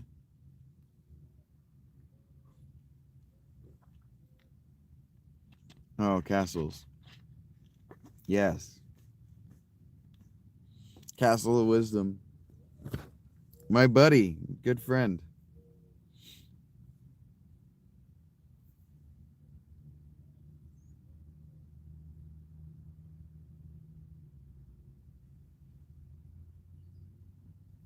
That was just delightful. Especially as I said the show was going to be ending right now. Look at that. 16%, 11 a.m. We did it. We fucking did it. We got through what could have been a miserable morning of sitting in Panera wishing I had real food. And instead, we didn't do that. Thank you guys. Yeah. When the blue crew takes over, Shaggy smiles more. Yeah, for sure. For sure. What's up, Josh?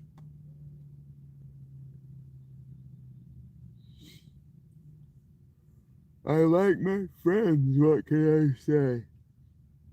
I like my friends.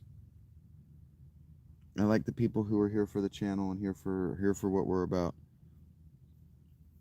We're gonna get at it today, because if I leave right now, I'm gonna be getting in Panera around 1 o'clock. Where that means we're gonna be set down working at 2, which means we got a 6-hour grind ahead of us. Which means I should leave my weed in the tent. You are my family now. Yes, Eric, I see you. Hey, Shags. Oh, you leaving, buddy?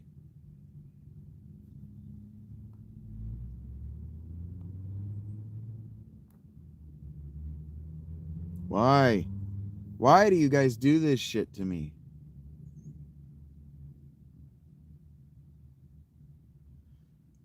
And it's not the me.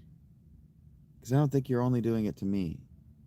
The temple in Bavel is a trip, and you better get that destructant. You better get the sphere and open the chest, because you get one shot. You can't go back. I don't know whether I got the chest or not. I think I did. Because I hit the destruction sphere and I rode the thing to the end of the line, and there was a chest there. I opened the chest, and then the next screen I went to was a cutscene.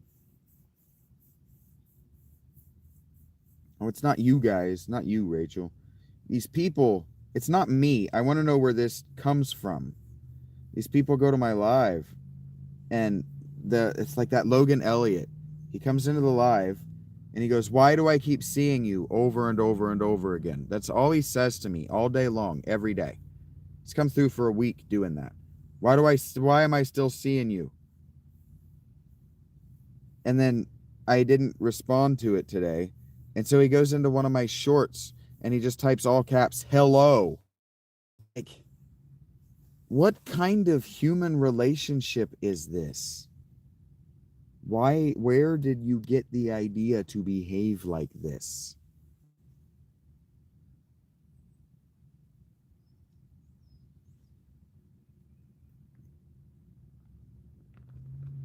That's correct. The algorithm loves me as a recommendation because my likes are high, my view count is low, and my retention is phenomenal. When people come to my channel, they either leave fairly quickly or they stay a long time, and that's what YouTube wants, because I'm the bee's knees. And I tolerate trolls in a way that makes them feel self-serious for a while, which is what they want.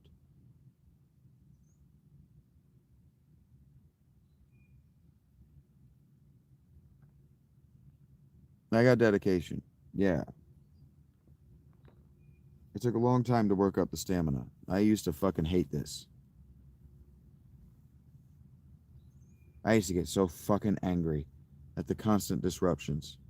Watch time is the biggest thing. My watch time is going to hit 2,000 hours this month. I'm going to triple last month's watch hours. Or lower. There's some confused wackos, for sure. Drucken, for sure. Good morning, Tiff. How is?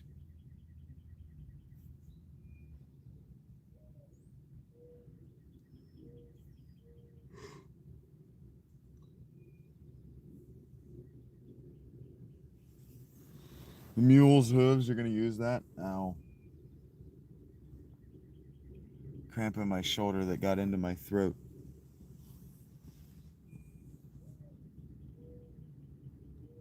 You're alive? Good to see you as well. Glad you made it. Hello, Ryan.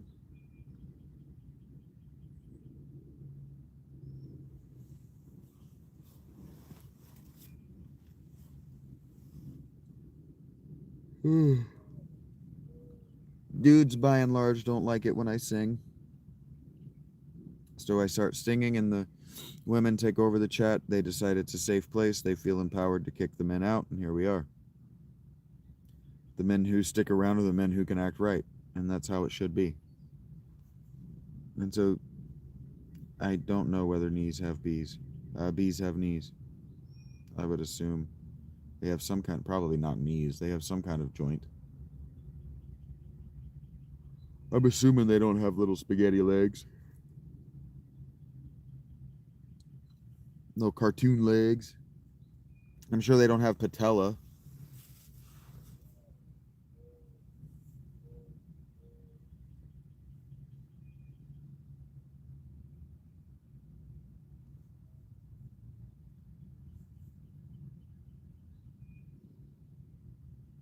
The Chad's chin, the orange's peel. The grape's wine. The banana's hammock.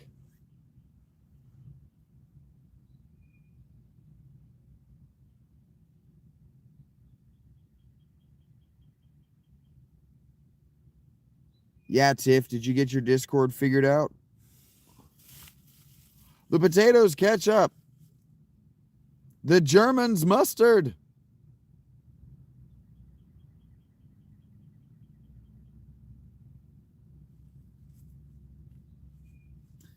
It's a question I'm not going to answer, Ryan.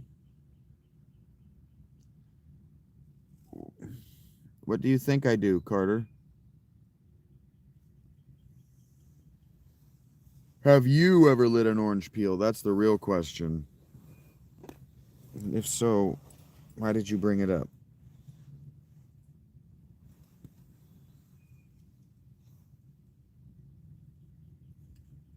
Yes. We should have the Hitler family fight it out for rulership of the world.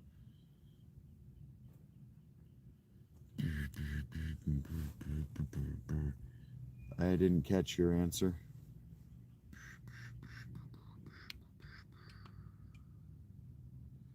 Yeah, Rachel, I'm sure that Rachel will teach you how to do it if you asked her.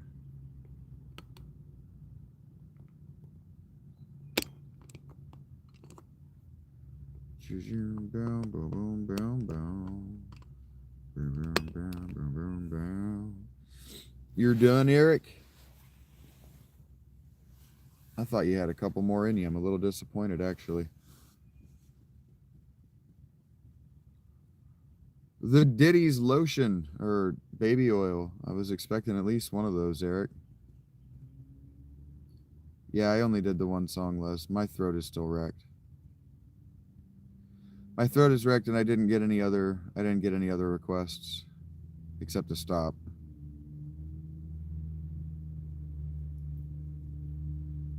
I have not seen the purple ocean. Let's go. Hello, Brittany Beers. Brittany's boobs were never that impressive, but she had great legs. The kind of legs you hope just break your neck right as you finish.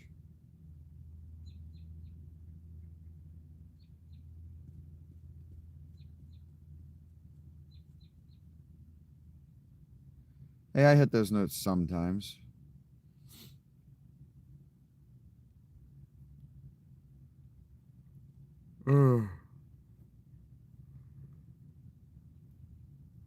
I'm not mic'd or trying that hard.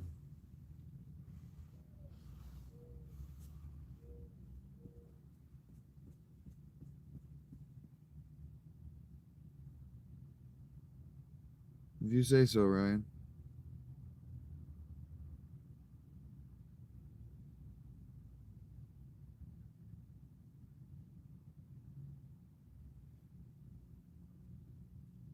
You gotta lock in? You're silly, Eric.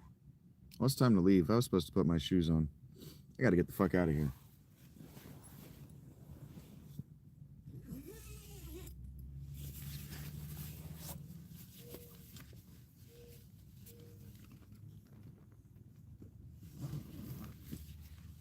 Just stoned enough. I was gonna sit there and just talk to you guys until it turned off. Like, oh, shit, yeah, I remember that's what I was supposed to be doing. Like I said, when you're stoned, you exist in a permanent now of short-term memory.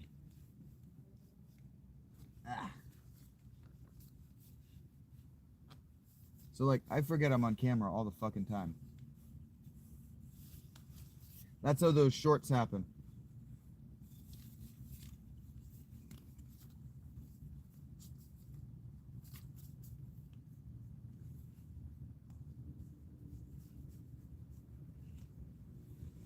Like the face I made, Rach, and the one that you caught where she says, it looks like you've made progress, and I do the double take back and forth. I don't know if you noticed, but I edited that a little bit, Rach. That was me remembering that I'm on camera. Like, I'm over here fiddling with my mustache, and oh shit, I'm on camera. I got too comfortable there for a second.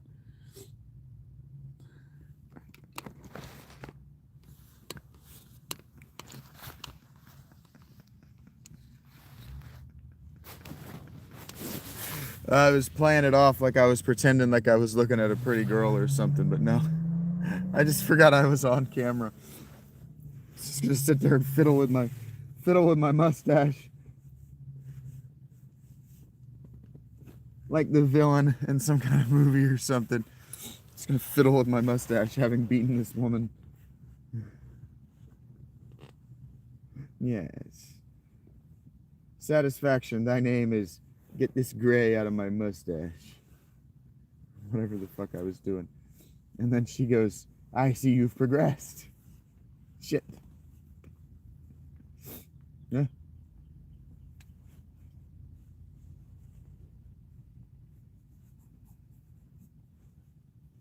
And so I played it off like, yeah, no, nothing had startled me, but I played it off like I was startled by her talking to me. Yeah, I did. I have progressed. Yeah, totally. That's why, I don't know if you've seen in the short, but I added that caption. Oh, you saw that? Did you tell anyone? Don't.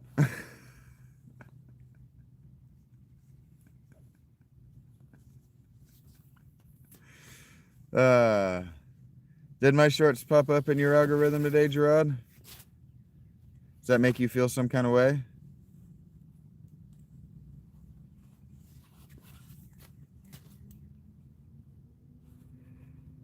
Yeah, it's chilly out this way too. I don't really need my pants. I don't really need the warm pants right now. But I'll want them.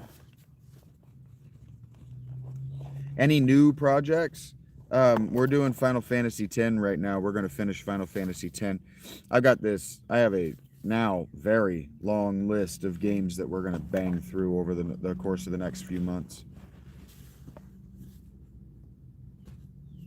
I'm trying to make a point about story writing and character-driven narrative, character development within franchise and within game development, and frankly, game development. I'm trying to make a few points about the histories and the developments and the evolutions of these things over the course of the last 40 or 50 years. I have some very strong feelings about these things.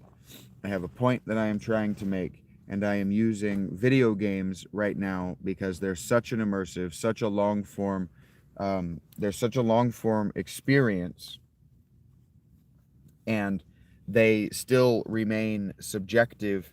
They still remain subjective as art, but there is a team and a core development philosophy that's underlying all of them that we can discuss as thinking and critically minded people.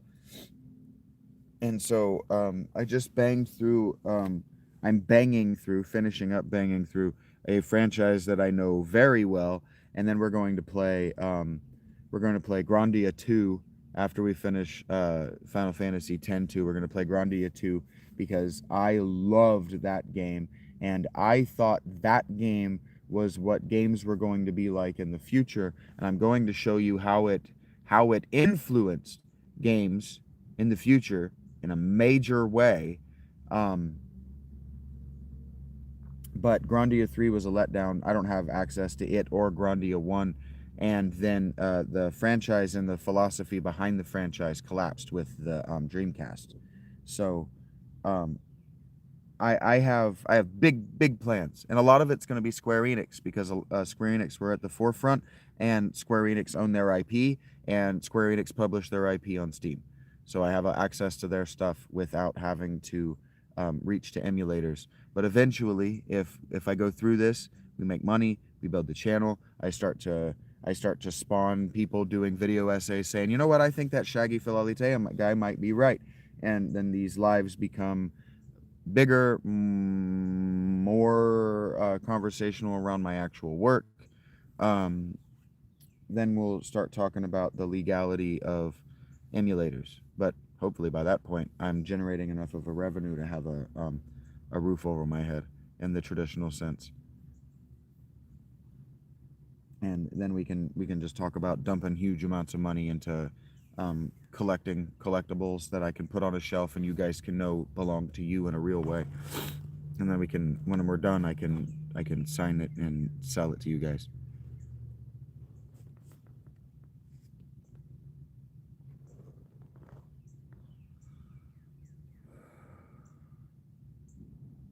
Yeah, I gotta go too long. And yeah, the channel should be exciting and productive for the next several months. I shouldn't go through a single malaise of I don't know what's going to land with you guys. Because, like you used to say, Abs, like you used to tell me, if I just do the thing that I believe in, people will eventually show up. And they have shown up. Including you. Thanks, buddy. Be well. And when they're all done, they're going to be in closed off playlists so you can watch them at your leisure. And then, once we start generating enough revenue, we talked about this yesterday, once we start generating more revenue than what I can spend in a day, I can start to use that as leverage to commission editors. And we're going to do that with the next, I'm going to show you what that looks like with the next series. I'm just going to start sending Rach the masters so she doesn't have to screen grab. I'm just going to start sending her the masters and see how that changes her workflow. I have done a live sitting in a tarpaulin box for 3 hours and you were here, Misty. Take care, Lonk. I do know you're here for it. I know that now. I was bragging that to Castle of Wisdom a little bit. Just bragging that fact because he was the first person to say it.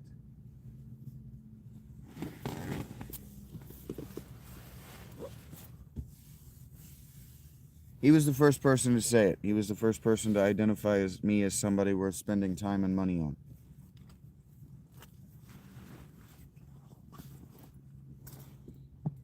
I read Gilgamesh for the channel. I don't know if I finished it, actually, now that I think about it, but I definitely read some of the Epic of Gilgamesh. No, I know I didn't finish it. I read until Enkidu died. Actually, I did that as my way of mourning that you might be out of my life. That's how I mourn that you were out of my life for a while, actually, Castle. Is I read until Enkidu died for the channel. Because Rach couldn't understand my big feelings, and she'd never heard the story before. So, I'm proud of you too, buddy. I'm proud of you too. You've come a long way from the kid I knew. Fuck, did I put my... I don't need it. Okay. I never pack up like this. And this is why. I'm gonna forget shit. It is thanks to Castle, Misty. Like, if you want to know, I pivoted to talking to myself gaming and made my first video because I knew that Castle would approve, and whether he watched it or not, and he did, but whether he watched it or not, he would be there for it, and it would be an easier way for him to engage with my work than my written word.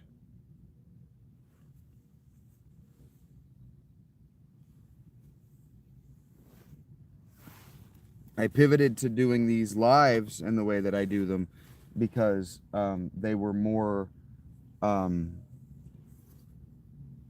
palatable, easier to consume for Mr. S. And then everything I've done since, what, January has been for Rach.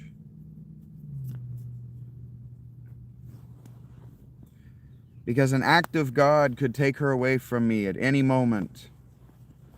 And I've got 38 years of time to make up for. So here we go. Strap in. We're going to speed run how Vincent became Shaggy.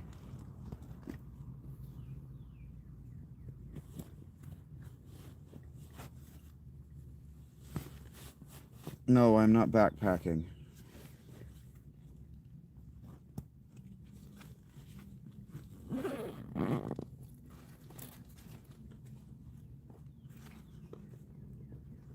Because a bitch keeps telling me that life is too short to wait around.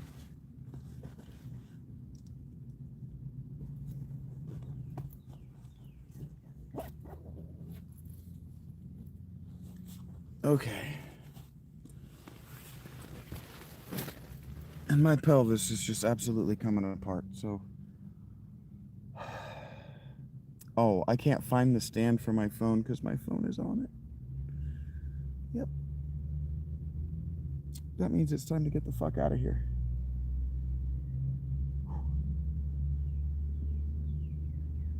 Okay. My friends, my preciouses, my lovelies. It is time for me to get out of the tent. I gotta go get something to eat. You'll see me again in 2 hours. We're gonna play Final Fantasy X until I'm just absolutely sick of the grind. Until I say, you know what? I'm not proving anything to anybody. And I go beat it. And then I prove something to somebody, myself, with Final Fantasy X-2. Because if I'm going to put that kind of endurance into a game, I've always wanted to put it into X-2, and I just never have. So, let's do it. I've got everything. My backpack's packed.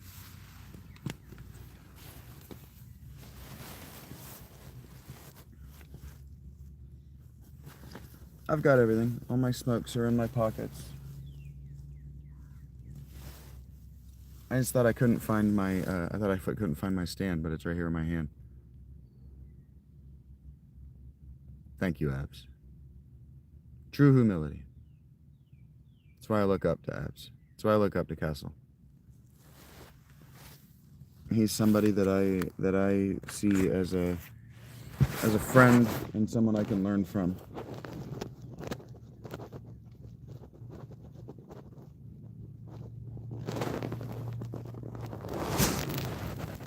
Never giving up, for certain.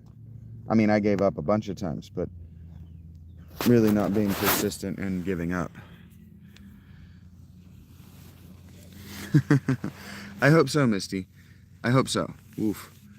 I hope so. That's what we're here for, Misty, to learn from one another.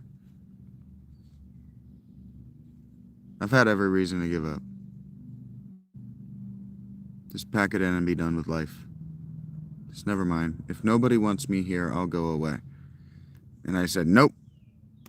If nobody wants me here, I'll make you suffer me until somebody wants me around. I found Abs. I found Mr. S. I found Rach. I'm not going to try to count you all in order after that. But, yeah. The Blue Crew's back. And we're just going to keep it moving. Just keep it moving.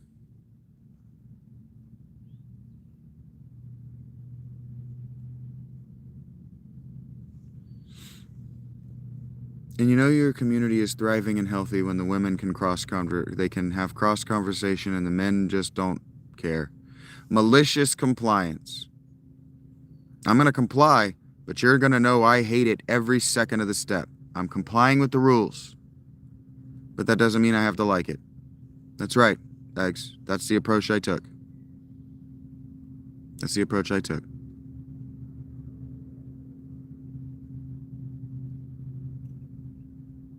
I love that, Misty. I love that. I really do. But I also really have to go. I'll be back, guys. Okay? I'll be back. Let me leave or I won't, and then my phone will die, and then I'm just gone. Thank you for everything. For everything all of you do for the channel, for everything that you do for me personally, and for everything you do for one another. Thank you. If you find it in your heart, the Discord is there. I see you guys are doing it. The Patreon is there. Free memberships get you what you want, and that's to let me know to keep going. The more free memberships there are, the more free blog posts I'm going to put up. The more likes those blog posts get, the more of them there are. Thank you. Please keep doing what you're doing. Be well. Ding dong, motherfuckers.